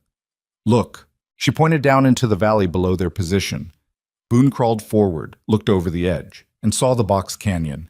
It was enormous, maybe half a mile across, the walls rising 300 feet on all sides. And there, visible even from this distance, were bones. Massive white bones jutting from the rock face like the skeleton of some ancient giant trying to claw its way out of the earth. They'd found it. The giant's grave. "That's it," Evelyn whispered. "That's the place Riker described." Boone studied the canyon floor through his spyglass. There were several old mining structures, a collapsed shaft house, rusted equipment, wooden frames that had weathered to gray. And near the base of the cliff, with the bones, something that might have been a cave or tunnel entrance. That's where they'd hide it, he said. Somewhere in those old mine workings. How do we get down there? He scanned the canyon rim. There had to be a way. The miners who'd worked here must have had some kind of trail. He found it on the western side, a series of switchbacks carved into the rock face. Steep, dangerous, but passable. There. But we need to move fast. Granger's men will be looking for us, and once they realize we're not on the canyon rim anymore, they'll figure out where we went. They gathered their remaining supplies and started down. The descent took 2 hours of careful climbing. By the time they reached the canyon floor, both of them were scraped and bruised, their hands raw from gripping rough stone. But they were here. The giant's grave opened before them like something from a fever dream. The bones were even more massive up close. A leg bone as thick as a tree trunk, vertebrae the size of wagon wheels. Whatever creature this had been, it was like nothing that walked the earth now. Where do we start? Evelyn asked. Boone moved toward the mine entrance. It was partially collapsed, the wooden supports rotted and dangerous. But there was a gap, maybe 3 feet wide, leading into darkness. In there. Of course it is. They lit a torch from Boone's pack and entered the mine. The tunnel was narrow, low-ceilinged, shored up with ancient timbers that groaned ominously. The air smelled of earth and decay. Water dripped somewhere in the darkness ahead. They followed the tunnel for maybe 100 feet. Then it opened into a larger chamber. The torchlight revealed old mining equipment, picks, shovels, ore cars rusted to orange lace, and in the back corner, a wooden crate. Evelyn moved toward it, but Boone caught her arm. Wait, could be a trap. He approached carefully, checking for tripwires or pressure plates. Nothing. The crate was just sitting there, covered in dust, undisturbed for years. Boone pried it open. Inside were documents, hundreds of them. Gold certificates, bearer bonds, transfer papers. And there, among them, papers with Silas Granger's signature authorizing transfers to known associates of the Riker gang. This is it, Evelyn breathed. This is everything. Boone gathered the documents carefully, started packing them into his canvas bag. This proves Granger financed the robberies. With this, we can... The gunshot echoed through the mine like thunder. Boone felt the bullet hit before he heard the shot, a sledgehammer blow to his left shoulder that spun him around and dropped him to his knees. Evelyn screamed. Silas Granger stepped out of the shadows, a pistol in his hand and murder in his eyes. Did you really think, he said quietly, that I wouldn't be watching this place? Blood spread across Boone's shirt in a dark stain. He pressed his right hand against the wound, trying to stop the bleeding, but the pain was incredible. The bullet had gone clean through, which was good and terrible at the same time. Good because it wasn't lodged in bone. Terrible because he was bleeding from both sides. Boone! Evelyn moved toward him, but Granger's gun swung in her direction. Stay where you are, Miss Mercer. I'd hate to shoot you before we've had a chance to talk. You son of a... Language. Granger's voice was calm, almost pleasant. I know you're upset, but there's no need for vulgarity. Boone forced himself to focus through the pain. Granger wasn't alone. 2 more men emerged from the shadows behind him, the same professional killers from the Blackwell mine, both armed, both watching Boone and Evelyn with dead eyes. How long? Boone managed. How long have you been here? 3 days. Granger holstered his pistol, confident now that his men had the situation under control. I knew eventually Miss Mercer would lead me here. All I had to do was wait. The men I sent after you, they were never meant to catch you. They were meant to drive you exactly where I needed you to go. Evelyn's face went white. The riders last night, the chase. You planned all of it. Of course. You're both predictable. The brave mountain man and his damsel in distress. I knew you'd come for the certificates. Knew you'd think you were being so clever. And here we are. He gestured to the crate. Everything I need, exactly where I left it. Where you left it, Boone said. Did you think Cade Riker was smart enough to hide evidence this well? Please. I told him exactly where to put it, chose this location myself. Remote, difficult to access, and with a convenient story about prospectors and dinosaur bones to make it memorable. Perfect insurance, in case I ever needed leverage. Against who? Evelyn asked. The gang was dead. What leverage did you need? Granger smiled. Against anyone who might ask inconvenient questions. Federal marshals, territorial investigators, rival businessmen. With these documents hidden away, I could always threaten to reveal my partner's involvement if they came after me. Mutually assured destruction, you might say. Except your partners were all killed in the raid. A fortunate coincidence left me as the sole survivor, the only one who knew where the evidence was hidden. He moved to the crate, started gathering documents. And now I'll destroy it all, and no one will ever prove what I did. Boone tried to stand, but his legs wouldn't support him. The blood loss was worse than he'd thought. The world tilted sideways, went gray at the edges. "Don't die yet, Mr. Callahan," Granger said without looking at him. "I need you conscious for what comes next." "What comes next is you hang for murder," Evelyn said. Her hand was moving slowly toward her coat, where she'd hidden the revolver. One of Granger's men noticed. "The woman's armed." "Of course she is. Take it from her." The man moved forward, grabbed Evelyn roughly, yanked the gun from her pocket. She struggled, tried to fight, but he was too strong. He shoved her against the wall hard enough to knock the wind from her lungs. "Careful," Granger said mildly. "I need her alive. For now." Boone's vision was clearing slightly. He cataloged their situation. 2 armed professionals between them and the exit. Granger gathering evidence. His own rifle was somewhere on the ground, too far to reach. His pistol was still holstered, but drawing it with his left hand while his right tried to stop the bleeding would be nearly impossible. They were trapped. "Why keep us alive at all?" Boone asked, trying to buy time. "You've got what you want. Why not just kill us and be done with it?" "Because I'm not a monster, Mr. Callahan. I'm a businessman, and businessmen understand the value of tying up loose ends properly." Granger finished packing the documents into a leather satchel. "You see, when you two disappear, people will ask questions. The territorial marshal in Denver has already shown some interest in Miss Mercer's case. If you both simply vanish, he might investigate. So you're going to make it look like an accident. Better. I'm going to make it look like justice." Granger nodded to his men. "Bring them outside, carefully. I don't want the mountain man bleeding out before we're ready." The professionals hauled Boone to his feet. Pain exploded through his shoulder, so intense he nearly blacked out. They half-dragged, half-carried him through the tunnel and out into the canyon. The sun was past its peak now, shadows lengthening across the stone. Granger's men had set up a small camp near the canyon wall. Bedrolls, supplies, horses tied to a makeshift picket line. They'd been here for days, just as he'd said, waiting for their prey to walk into the trap. Boone was dropped near the camp. Evelyn was forced to sit beside him. One of the professionals tied her hands behind her back with practiced efficiency. "Here's what's going to happen," Granger said, standing over them like a judge pronouncing sentence. "In about an hour, my men and I will ride out of this canyon. We'll return to Black Hollow with a tragic story. We tracked you both here, tried to negotiate a peaceful surrender, but the notorious Boone Callahan, a man who'd already shot a deputy and killed several of my employees, chose violence instead. In the ensuing gunfight, both of you were killed. Your bodies will be found here, along with evidence of the Riker gang's stolen certificates, which you'd obviously come to claim for yourselves."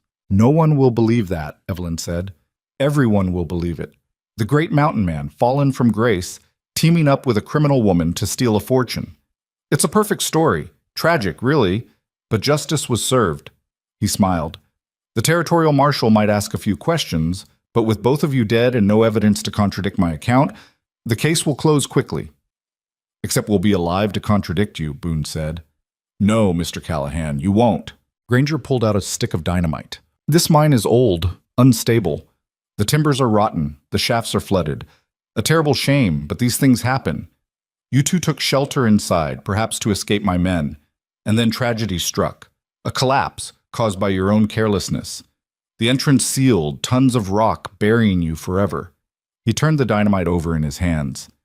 "Your bodies will never be found, but everyone will assume you died down there, another victim of the Badlands' treacherous mines." Evelyn's face had gone pale. "You're going to bury us alive." "I'm going to bury your bodies. You'll be dead first, I promise. I'm not cruel." "You're worse than the Riker gang ever was," she said. "At least they were honest about being killers. You hide behind respectability while doing the same things." "I do what's necessary to survive in a harsh world, Miss Mercer, the same as everyone else. I'm just better at it." Granger handed the dynamite to one of his men. "Place charges at the main support timbers, enough to bring down the entrance and seal the shaft." The man took the dynamite and headed toward the mine. The other professional kept his rifle trained on Boone and Evelyn. Granger knelt beside them, his face close. "If it's any consolation, you made me work harder than most. That business at the Blackwell mine, the chase through the canyon, you cost me several good men. I respect that in a way." "Go to hell," Boone said through clenched teeth. "Eventually, I'm sure. But not today." He stood, brushed dust from his expensive coat. "Any last words? Final confessions? Now's the time." Evelyn looked at Boone, and something passed between them. A understanding, an acceptance of what was coming. "I'm sorry," she said quietly. "I'm sorry I brought this down on you." "Don't be. Best thing that happened to me in 7 years." She almost smiled at that. "You're a terrible liar." "I mean it." The professional returned from the mine. "Charges set. 3 minutes once I light the fuse." Granger nodded. "Do it, then get the horses ready." The man struck a match. That's when Boone moved. He'd been working at the ropes binding Evelyn's wrists, using the fingers of his good hand to loosen the knots while keeping his body positioned to hide what he was doing. The blood from his wound had made the rope slick, easier to manipulate. Now, as the professional's attention focused on lighting the fuse, Boone pulled Evelyn's hands free. She grabbed the knife from the boot of the guard standing over them, the one who'd taken her gun, and drove it into the man's thigh. He screamed, stumbled back. Boone threw himself at the man's legs, brought him down hard. They crashed together into the dirt, the guard's rifle flying free. Evelyn scrambled for the weapon. The other professional was running back from the mine, drawing his pistol. Granger was shouting orders, backing toward the horses. Evelyn brought up the rifle, fired. The shot went wide, but it was close enough to make the running man dive for cover. Boone grappled with the wounded guard, fighting for control of his pistol. The man was strong, trained, fighting through the pain of the knife wound. They rolled across the ground, trading punches, each trying to gain an advantage. The wounded guard got his hands around Boone's throat. Pressure. Darkness creeping in at the edges of Boone's vision. His wounded shoulder screaming as he tried to break the hold. Then a gunshot, very close. The guard's grip loosened. He slumped sideways, a hole in his chest. Evelyn stood over them, the revolver she'd taken smoking in her hand. "We have to go!" she shouted. "The dynamite!" She hauled Boone to his feet. He grabbed the dead guard's rifle, turned toward where the other professional had taken cover. But the man was already down, clutching his leg. Not dead, but out of the fight. Granger was on horseback now, galloping toward the canyon entrance. The satchel with the documents was tied to his saddle. "He's getting away," Evelyn said. "Let him go. We need to—" The explosion cut off his words. The mine entrance erupted in fire and smoke. Rock and timber flew through the air like shrapnel. The blast wave knocked them both flat, ears ringing, dust and debris raining down. When Boone could see again, the mine was gone. Just a pile of rubble where the entrance had been, smoke rising from the collapsed shaft. "Move!" He pulled Evelyn toward the horses. The animals were panicking, trying to break free of their picket line. Boone cut them loose, grabbed the reins of the nearest one. Behind them, more rumbling. The dynamite had destabilized more than just the mine entrance. Cracks were spreading through the canyon wall where the giant bones protruded. Whole sections of rock face were shifting, groaning. "It's all coming down," Evelyn said in horror. She was right. The explosion had triggered something catastrophic. The entire cliff face was beginning to collapse, tons of ancient stone sliding free, the giant skeleton disappearing in an avalanche of rock and dust. They mounted the horse together and rode for the canyon exit. The world was ending behind them. Rock crashed and tumbled, the sound like continuous thunder. The horse ran flat out, terrified, barely under control. They cleared the canyon just as the final collapse hit. Boone looked back to see the entire eastern wall come down, filling the box canyon with millions of tons of debris. The giant's grave disappeared in a cloud of dust that rose hundreds of feet into the air. When the dust finally began to settle, there was nothing left but rubble. The mine, the bones, the evidence, all buried under so much rock it would take 100 men 100 years to dig it out. And somewhere ahead of them, Silas Granger was riding hard for Black Hollow with the only proof of his crimes. Evelyn slumped against Boone's back. "We lost. He won." "Not yet." Boone turned the horse north. "We're not dead, and he doesn't know that. That gives us an advantage. We have no evidence, no weapons except what we took from his men, and you're bleeding from a bullet hole. What advantage? Surprise. He thinks we're buried in that canyon, which means he'll be confident, careless, and that's when we'll hit him. With what? How? Boone, look at yourself. You need a doctor. He was looking at himself. The blood had soaked through his shirt, was running down his arm. The pain was constant now, a deep throb that made thinking difficult. She was right. He needed medical attention soon, or the wound would kill him. But they couldn't go back to Black Hollow. Not yet. Not while Granger controlled the town. The federal marshal, Boone said, the one in Denver who investigated your case. You said he showed interest. Marshal Garrett. But Denver's 100 miles from here. You won't make it that far, not with that wound. We don't go to Denver. We send him a message. Get him to come to us. How? Telegraph office in Red Creek. It's only 40 miles north. We can make that. Evelyn was quiet for a moment. Red Creek is where you told me to run if things went bad. You know people there? I know one person, Doc Warren. He's a drunk and a gambler, but he can remove a bullet and keep his mouth shut. They rode through the afternoon, following game trails and dry creek beds, staying off the main routes. The horse was strong, one of Granger's own, bred for endurance.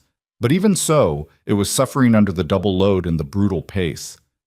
Boone's vision started going gray around the edges again. He could feel himself slipping in and out of consciousness, only Evelyn's arms around his waist keeping him in the saddle. Stay with me, she kept saying. Boone, stay awake. We're almost there. But they weren't. Red Creek was still hours away, and the sun was setting. The temperature was dropping fast, the way it did in the high desert. Without shelter, without fire, they wouldn't survive the night. Have to... Stop. Boone's words were slurred. Find shelter. Evelyn was crying now. He could hear it in her voice. No, no stopping. You stop, you die. Already dying. No, you're not. I won't let you. She kicked the horse harder, drove it faster. The animal was exhausted, foam flecking its mouth, but it kept running. Darkness fell. The stars came out cold and bright. Evelyn could barely see the trail ahead. All she could do was trust the horse to keep moving forward, keep putting distance between them and death. Then, ahead in the darkness, lights. Red Creek. It wasn't much of a town, maybe 24 buildings clustered around a crossroads, but it was civilization, safety, help.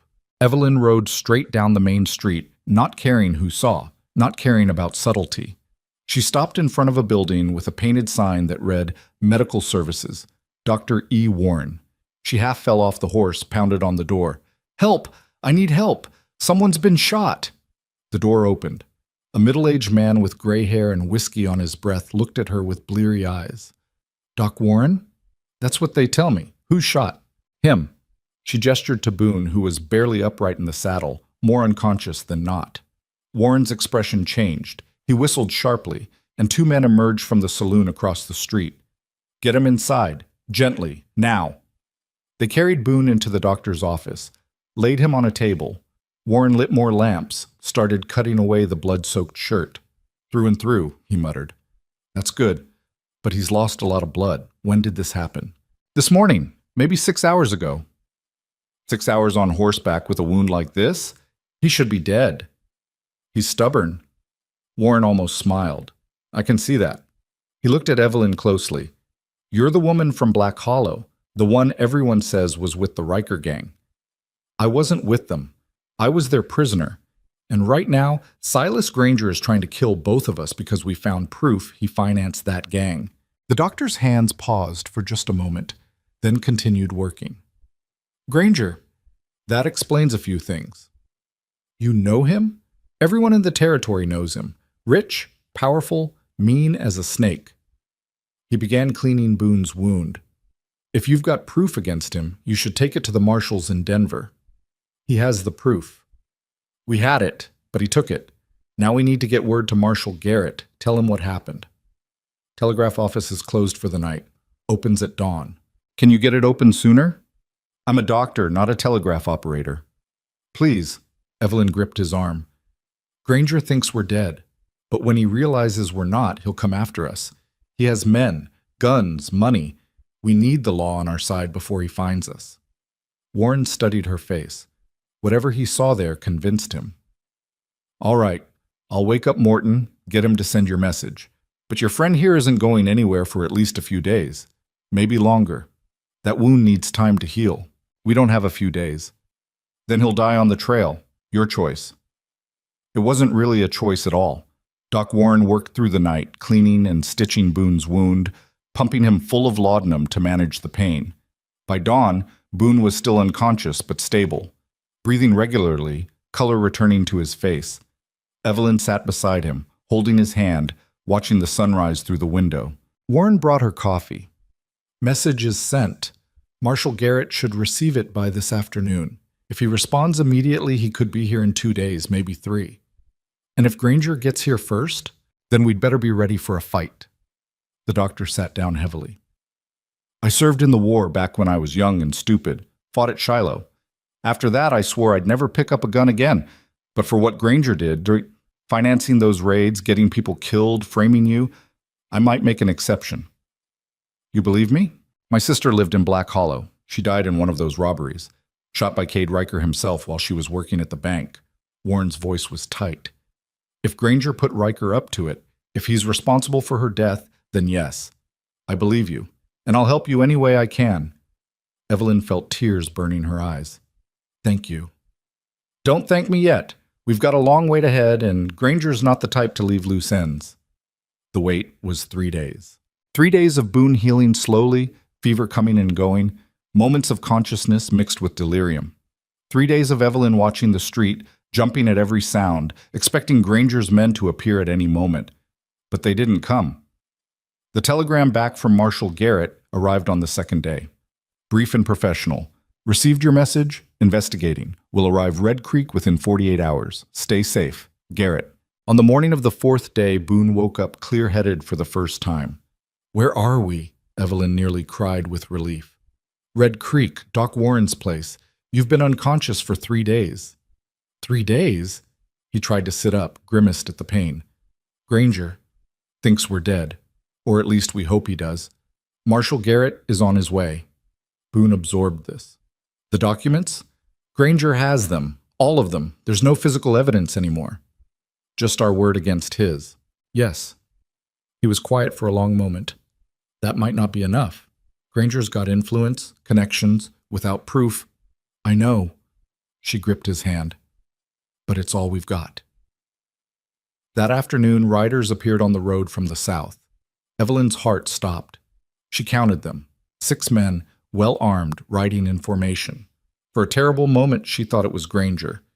Then she saw the badge on the lead rider's coat. Marshal Garrett. He was a lean man in his 50s, weathered and hard, with eyes that missed nothing. He dismounted in front of the doctor's office, knocked once, and entered. Miss Mercer, I'm Marshal Garrett. Got your telegram. Evelyn stood. Thank you for coming.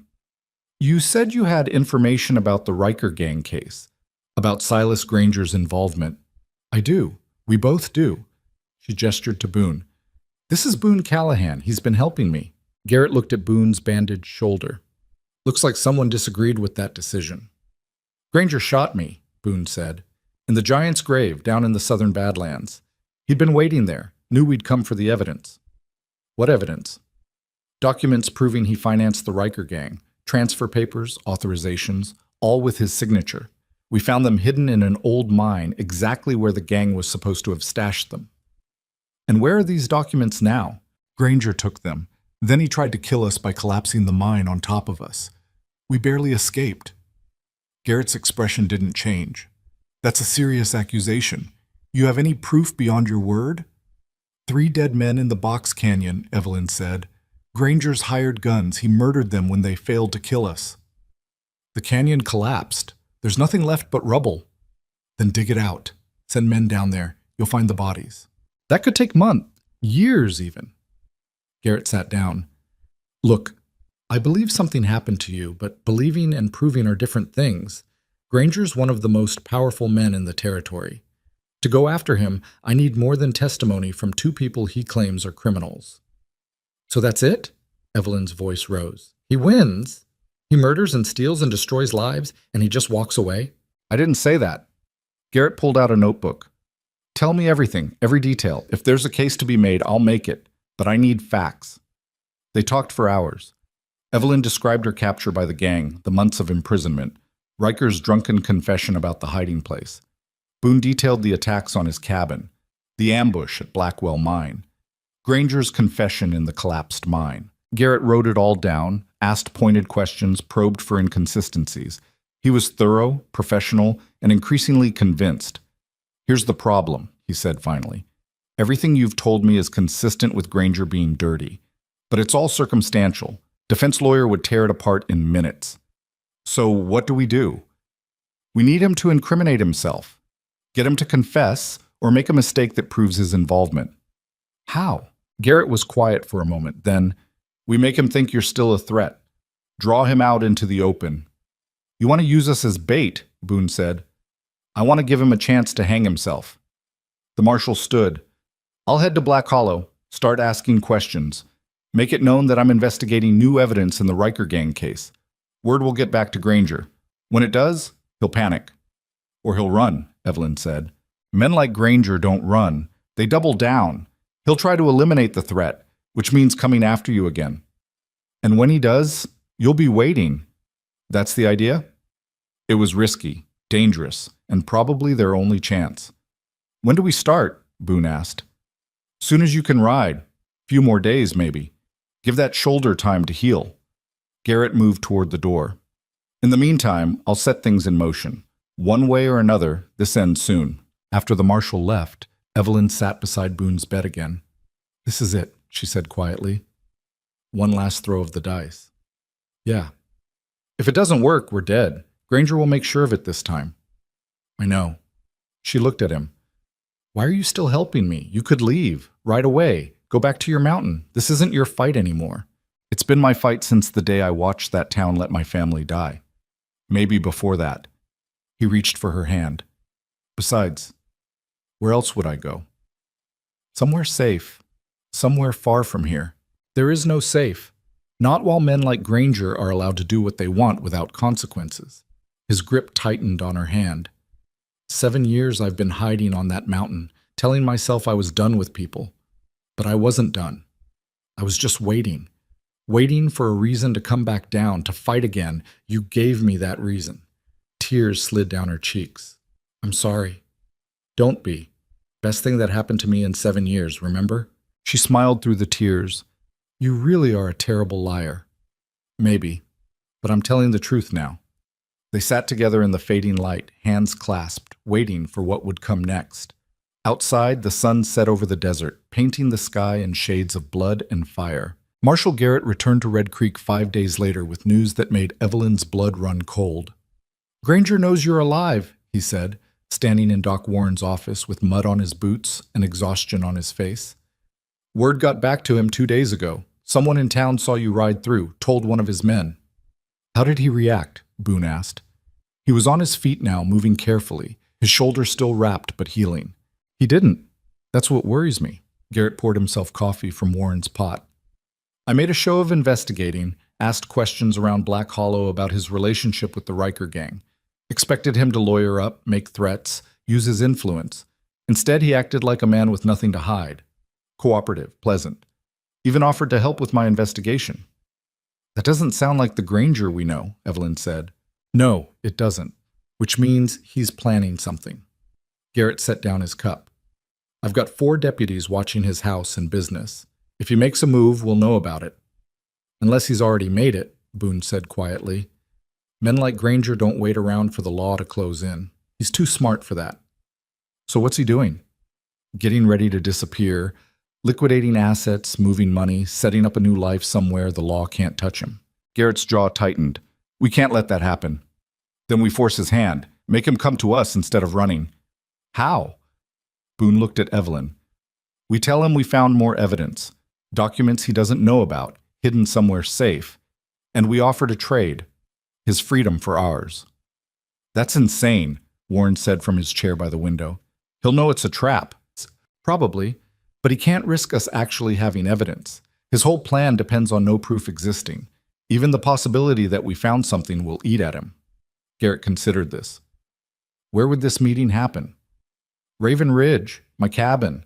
It's defensible, I know the terrain, and it's far enough from town that his men won't have backup nearby. You want to lure him into a siege after what happened last time? Last time I was protecting one person. This time I'll have a federal marshal and however many deputies you can spare. Boone moved to the window, looked out at the street. We end this where it started, on my mountain. Evelyn stood. And what makes you think he'll come? Granger's not stupid. He won't walk into an obvious trap. He will if the bait's good enough, if he believes we really do have evidence that could destroy him. Boone turned to face her. And he'll only believe that if the message comes from you. From me? You're the one he's been chasing for a year. You're the one he thinks knows all his secrets. If you reach out, offer a trade, he'll at least consider it, especially if you make it personal. Tell him you're tired of running, tired of being hunted, that you just want your life back. He'll never believe I'd just hand over evidence. You won't be handing it over. You'll be trading it for a signed confession, something that guarantees your safety even if he destroys the documents. Make it sound like you've thought this through, like you're being smart about protecting yourself. Garrett was nodding slowly. It could work. Granger's arrogant enough to think he can outmaneuver you. He'll come to the meeting planning to kill you and take whatever evidence you have. And we'll be waiting, Boone said. Warren cleared his throat. You're all forgetting something. Even if this works, even if you catch Granger red-handed trying to murder federal witnesses, you still don't have the original documents. Without that physical evidence, a good lawyer could still get him acquitted. Then we make him bring the documents, Evelyn said. Tell him we need to verify they're all accounted for before we hand over what we found. Make it part of the trade. That might actually work, Garrett said. If he shows up with those certificates in his possession, trying to trade them to people he's planning to kill, that's conspiracy to commit murder. Even without the document's content as evidence, the act itself is a crime. Boone looked at each of them in turn. So we're doing this? We're doing this, Garrett confirmed. I'll bring 6 deputies, position them around the cabin before Granger arrives. The moment he makes his move, we close in. When? 3 days from now. That gives me time to get my men in place and gives Granger enough time to plan his attack. We make it seem like you're vulnerable, still recovering from your wounds. Evelyn felt her stomach twist. 3 days. 3 days until they either ended this or died trying. The letter was sent that afternoon via messenger to Black Hollow. Evelyn had written it carefully, making it sound desperate but not pathetic, scared but not stupid. Mr. Granger, I know what you did. I have proof you don't know about. Documents Riker gave me before the raid, insurance, he said, in case his partners betrayed him. I'm tired of running. I want my life back. Meet me at Boone Callahan's cabin on Raven Ridge 3 days from now at noon. Bring the certificates you took from the mine. I'll bring what I have. We trade everything and go our separate ways. You leave me alone forever, I destroy the evidence and never speak of this again. If you don't come, I give everything to Marshal Garrett and let the courts decide. Your choice. Evelyn Mercer. Think he'll buy it? Warren asked. He'll buy that I'm scared, Evelyn said. Whether he believes the rest doesn't matter. Curiosity alone will bring him. They rode back to Raven Ridge the next morning. Boone's shoulder was still tender, but he could move without the blinding pain. Doc Warren had done good work, and the wound was healing clean. The cabin looked exactly as they'd left it weeks ago. Snow had drifted against the walls, and the barricades Boone had built were still in place, riddled with bullet holes from Granger's first attack. Home sweet home, Evelyn said quietly. Boone dismounted carefully. Help me clear the snow. I want to see what needs repairing. They spent the day making the cabin defensible again. Boone reinforced the barricades, positioned weapons at strategic points, made sure there were clear sight lines to all approaches.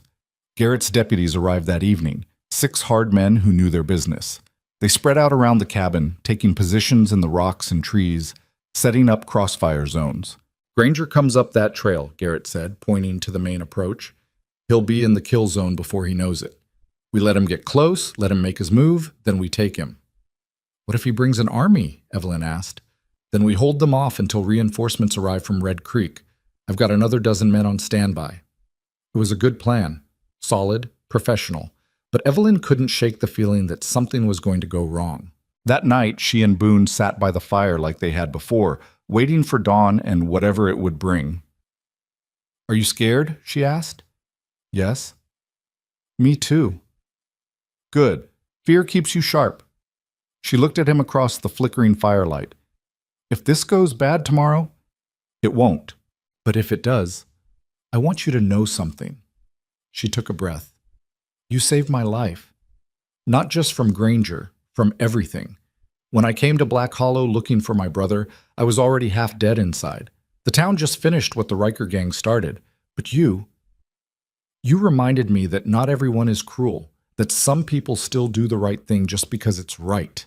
Boone was quiet for a long moment. You saved me too. I was dying up here, just slower than you were. Dying of loneliness and hate. You gave me something to fight for again, someone to fight for. Is that what this is? You fighting for me? No, this is us fighting together. There's a difference. She moved closer to him, and he put his arm around her shoulders. They sat that way until the fire burned low and sleep finally claimed them. Noon came clear and cold. Boone stood at the window, watching the trail. Garrett was positioned in the rocks above the cabin with 2 deputies. The other 4 were spread through the trees, invisible unless you knew where to look. Evelyn checked her revolver for the 10th time. What if he doesn't come? He'll come. And he did. They appeared just after 12:30. Silas Granger on a black horse, flanked by 8 armed men. Not as many as Boone had feared, but more than he'd hoped. He brought an escort, Evelyn said. Expected. He's not going to walk into this alone. Granger stopped his men 50 yards from the cabin, just outside the kill zone Garrett had established. He was being careful, not letting himself get surrounded. Smart. Miss Mercer, Granger's voice carried across the snow. Mr. Callahan, I received your letter. Boone opened the cabin door, stepped out. His rifle was in his hands but pointed down. You alone, Granger? Hardly. Did you expect me to be? Expected you to be smarter than to bring witnesses to a murder. Granger smiled. Murder? I'm here to negotiate, nothing more. You said you had evidence. I brought what you asked for. He patted the satchel tied to his saddle. The certificates from the mine. All of them. How do we know that's what's really in there? You'll have to trust me. Trust? That's rich coming from you. Mr. Callahan, I'm a businessman. I make deals. This is just another deal. Granger gestured to his men. I brought insurance, yes, but only because I wasn't sure if you'd honor your word. The letter said we trade and go our separate ways. I'm prepared to do exactly that. Evelyn stepped out of the cabin. You tried to bury us alive. A regrettable necessity. But circumstances have changed. Marshal Garrett has been asking uncomfortable questions. It's become clear to me that continuing this conflict serves neither of us. Granger's voice was smooth, reasonable. So I'm offering you a genuine deal. You give me whatever evidence you found, I give you these certificates, and we both walk away. You never mention my name again, and I ensure you're left alone to live your life in peace. You expect us to believe that? Boone said. I expect you to be pragmatic. What other choice do you have? If you go to the authorities with your story, it's your word against mine. You have no proof, no witnesses except each other. Meanwhile, I have resources, lawyers, influence. Even if charges were filed, I'd never be convicted. Maybe, but you can't risk it, can you? That's why you're really here, because even a small chance of those documents surfacing terrifies you. Granger's smile tightened. Everyone's afraid of something, Mr. Callahan. I'm simply being honest about my concerns. Now, shall we complete this transaction like civilized people, or would you prefer to continue this standoff? Boone looked at Evelyn. She nodded slightly. All right, Boone said. You bring the satchel halfway. Evelyn brings our documents to the same spot. You both verify what you're getting, then trade. Acceptable. But I choose which of my men accompanies me. No. You come alone, or this doesn't happen. Granger considered this. Boone could see him calculating odds, looking for angles. Finally, he nodded. Very well. Alone. He dismounted, took the satchel, and started walking toward the cabin. Evelyn took a deep breath, grabbed the envelope they'd prepared, empty except for blank paper, and walked out to meet him. They met in the middle of the clearing. Granger opened the satchel, showed her the documents inside. She recognized them from the mine, transfer papers, certificates, all bearing his signature. Satisfied? He asked. Let me see them closer. She reached for the satchel. Granger held it back. Your documents first. Evelyn held up the envelope. Everything Cade Riker gave me. Letters, authorizations, proof of payment. Your entire conspiracy documented. Open it. I want to see. You show me yours, I'll show you mine. They stared at each other for a long moment. Then Granger made his mistake. His hand moved toward his coat. Now! Boone shouted. Granger drew a pistol, swung it toward Evelyn. Boone's rifle came up, fired. The bullet caught Granger in the arm, spinning him around, the pistol flying free. Instantly, Granger's men drew their weapons, and Garrett's deputies opened fire. The clearing erupted in gunfire. Granger's men, caught in crossfire from 3 directions, went down fast. 2 dropped immediately. 3 more dove for cover behind their horses. The rest returned fire wildly, not sure where the shots were coming from. Evelyn hit the ground, crawled toward the cabin. Bullets kicked up snow around her. Granger, clutching his wounded arm, scrambled for his horse. But Garrett was already there, coming down from the rocks, rifle trained on him. Federal Marshal, don't move. Granger froze. The gunfight lasted maybe 30 seconds. When it was over, 3 of Granger's men were dead, 4 were wounded and surrendering, and 1 had managed to ride away. Garrett's deputies emerged from cover, weapons ready, securing the scene. Silas Granger, Garrett said formally, you're under arrest for conspiracy to commit murder, attempted murder of federal witnesses, and accessory to the crimes of the Riker gang. Granger looked at the satchel lying in the snow, then at Evelyn. You didn't have anything, did you? That envelope is empty. Completely empty, Evelyn confirmed. Then you have no evidence, nothing that will stand up in court. We have the certificates you brought, Garrett said, picking up the satchel. Documents you admitted contain proof of your crimes. Documents you brought here specifically to trade for evidence you wanted to destroy. That's consciousness of guilt. Any jury will see that. I want a lawyer. You'll get one. In Denver, after your trial. Garrett signaled his deputies. Bind him, and get a wagon for the wounded. We're taking everyone back to Red Creek. Boone helped Evelyn to her feet. She was shaking, adrenaline crashing through her system. It's over, he said quietly. Is it? He said it himself. He has resources, lawyers. What if he beats this? He won't. Garrett joined them, holding the satchel. I've been investigating financial crimes for 15 years. These documents are a prosecutor's dream. Transfer papers directly linking Granger to known criminals, dated before and during the robberies. Payment authorizations in his handwriting. It's all here. But without testimony placing him with the gang, we have your testimony. We have Boone's testimony about what Granger said in the mine. We have the fact that he just tried to murder you both in front of a federal marshal and 6 witnesses. Garrett smiled grimly. Trust me, he's done. They watched as Granger was loaded into a wagon, his arm bandaged, his expensive coat covered in blood and dirt. He looked at Evelyn one last time, and she saw something in his eyes she'd never seen before. Fear. The man who'd terrorized her for a year, who'd ordered beatings and murder and tried to bury her alive, was finally afraid. Goodbye, Mr. Granger, she said quietly. He didn't respond. The wagon pulled away, surrounded by armed deputies, heading toward Red Creek and Justice. The days that followed were strange. Evelyn and Boone stayed at the cabin while Garrett handled the legal proceedings in Denver. The marshal sent regular updates via telegraph. Granger's arrest had caused a sensation. The territorial governor had gotten involved. Federal prosecutors were building a case that grew stronger every day. More evidence surfaced. Townspeople in Black Hollow, no longer afraid of Granger's influence, came forward with information. His business ledgers were seized, showing payments to known associates of the Riker gang. His bank records revealed suspicious transfers made days before each robbery. The web of his crimes unraveled completely. 3 weeks after his arrest, Granger made a deal. He agreed to testify against several other prominent businessmen who'd been involved in the conspiracy, in exchange for life imprisonment instead of hanging. The trial lasted 4 days. The verdict took the jury 40 minutes, guilty on all counts. Evelyn received the telegram at the cabin. She read it twice, making sure she understood, then showed it to Boone. It's really over, she said. It's really over. She started crying then, great racking sobs she couldn't control, not from sadness, but from relief. The weight she'd been carrying for more than a year, The fear, the anger, the constant knowledge that someone wanted her dead finally lifted. Boone held her while she cried, said nothing, just let her get it out. When she finally stopped, he made coffee, and they sat by the fire. "What happens now?" he asked. "I don't know. For the first time in forever, I actually have choices." She looked around the cabin. "I could go anywhere, do anything, start over somewhere nobody knows me."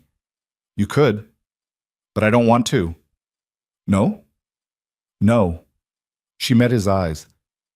"I want to stay here, on this mountain, with you, if you'll have me." Boone was quiet for a long moment. "You sure? It's a hard life up here, lonely sometimes, brutal winters." "I know, I've seen it, and I still want to stay." "Why?" "Because this is the first place I've felt safe since my brother died.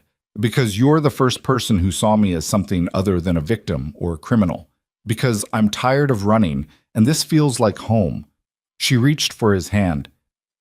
"Is that enough?" "It's more than enough." Spring came to Raven Ridge like a promise. The snow melted, revealing green beneath. Wildflowers appeared in impossible places, purple and yellow against gray stone.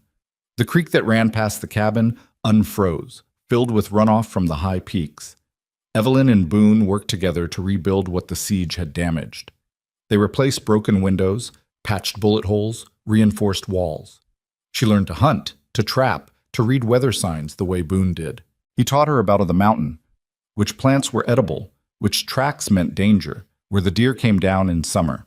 She taught him how to laugh again, how to trust another person, how to let someone in. They didn't talk much about the past. What was there to say? The town that had tried to destroy Evelyn was already changing. With Granger gone, his criminal empire collapsed. Good people who'd been too afraid to speak up finally did. Black Hollow wouldn't become perfect overnight, but it was getting better. And up on Raven Ridge, two people who'd been broken by violence and loss were slowly putting themselves back together. One afternoon in late May, they rode down to Red Creek for supplies. Doc Warren greeted them with a smile. "Heard from Marshal Garrett," he said.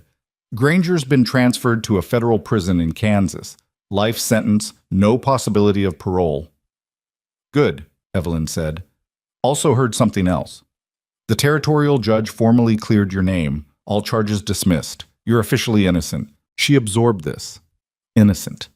After a year of being called a criminal, of being treated like dirt, she was finally, officially innocent. "Thank you for telling me. There's more." The victims' families, people who lost money in the Riker gang's robberies, they're getting compensated from Granger's seized assets. Your brother's estate will receive payment for what was stolen. Evelyn felt tears burning her eyes. Thomas would have liked that. They bought supplies, talked with people who no longer looked at Evelyn with suspicion or hatred, then rode back to the mountain as the sun set. That night, sitting by the fire, Boone spoke. "Been thinking about something." "What's that?" 7 years I've been alone up here. Told myself it was better that way, safer, that people only brought pain." He looked at her. "I was wrong. People can bring pain, yeah, but they can also bring everything else. Joy, purpose, meaning. Where's this going? I'm saying I don't want to be alone anymore. I'm saying I want to build a life up here, with you. A real life, not just survival." Evelyn smiled. "I want that too." "Then let's do it. Let's build something that lasts." They did. Over the months that followed, they expanded the cabin. Added a second room, a better kitchen, a porch where they could sit and watch the stars. They planted a garden, raised chickens, made the mountain home into something more than just a hiding place. People from Red Creek started visiting occasionally. Doc Warren came up every few weeks, bringing news and staying for dinner. Marshal Garrett stopped by once on his way to investigate something in Wyoming, spent an evening swapping stories by the fire. The mountain was still isolated, still brutal in winter, but it was no longer a prison. One evening in October, as the first snow of the season began to fall, Evelyn and Boone stood on the porch, looking out over the valley. "You ever regret it?" she asked. "Helping me that day in town?" "Not once. Even when you got shot?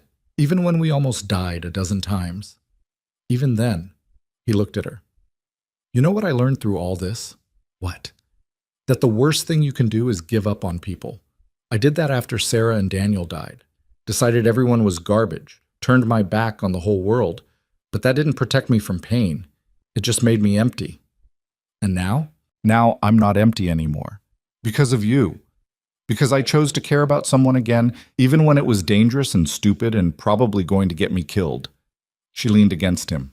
You know what I learned? Tell me. That some people are worth believing in.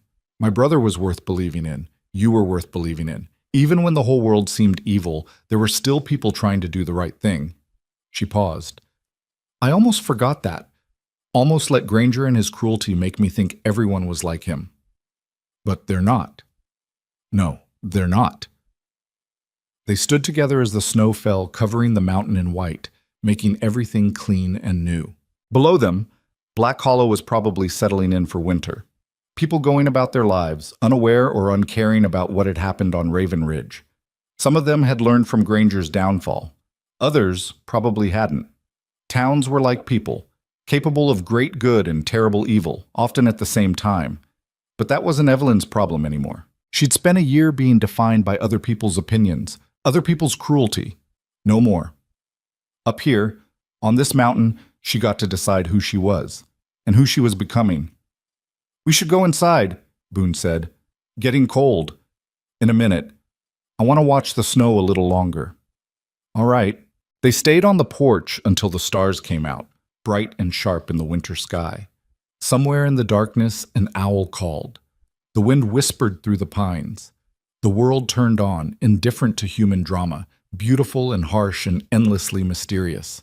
And two people who'd been hunted, broken, and left for dead stood together in the place they'd chosen to call home, watching the night and knowing they'd survived. Not because they were perfect, not because they'd made all the right choices, but because when it mattered most, they'd chosen to trust each other, to fight together, to believe that maybe, just maybe, the world still had room for people who tried to do what was right. The snow fell heavier. They went inside, built up the fire, made dinner from the supplies they'd put away for winter. They talked about small things, what needed fixing before the deep cold came, whether they should expand the chicken coop, if Doc Warren would make it up for Christmas. Simple things. Normal things. The kind of life Evelyn had thought was lost to her forever. Years later, people in Red Creek would tell stories about the winter Silas Granger fell, about the woman he'd tried to destroy and the mountain man who'd protected her, about justice finally coming for a powerful man who'd thought himself untouchable. But the real story wasn't about justice or revenge or good triumphing over evil. It was about two damaged people finding each other in the darkness and deciding to build something better than what they'd lost. It was about learning that caring for someone, even when it's dangerous, is what makes us human. It was about understanding that the worst cruelty isn't what evil people do. It's what happens when good people turn away. And it was about a cabin on Raven Ridge standing strong against the winter wind, a light burning in the window like a promise that home still existed for those brave enough to fight for it. Evelyn Mercer had come to Black Hollow looking for her brother and found only death and cruelty. But on a frozen mountain, in the last place she expected, she found something better. Ben, if you She found family, purpose, home. And she found Boone Callahan, the scarred hunter who reminded her that some people still believed in doing right, even when it cost them everything. Together, they prove that the people who try to break you don't always win. No, Sometimes, if you're strong enough and lucky enough and stubborn enough to keep fighting, you win instead. On the ground. And sometimes that's enough. I don't think so. I think you'd have the power to say something that could make everybody so uncomfortable that they'd be frozen in time for like 5 seconds. True. You'd say some crazy shit, and then everyone would be like, "Ugh!" I'd be going to my shit crazy style, and then everyone would just fucking. Hey Dakota. He already does that. stunned. Exactly, that's what I'm saying. That's his stand power, dude. I would go, Will, and then Exactly, everyone would exactly. just Everyone goes, "Huh!" freeze. Oh hell no. How are you, Dakota? Hello, D. And How are everyone would just freeze and not know what to do. Changing really got me fucked up. I'm getting old. The weather's changing? I haven't been outside. What do we mean? What's my power? G-Man, yours is yours would be to where everyone, if you like hit them, they forget what your face looks like. That would be your power. And also you can change your voice. Hannah's power would be No, Merlin, I have a Hannah would girlfriend. be like a cursed speech user. What's like, she mine? doesn't talk, but when she does, she can like just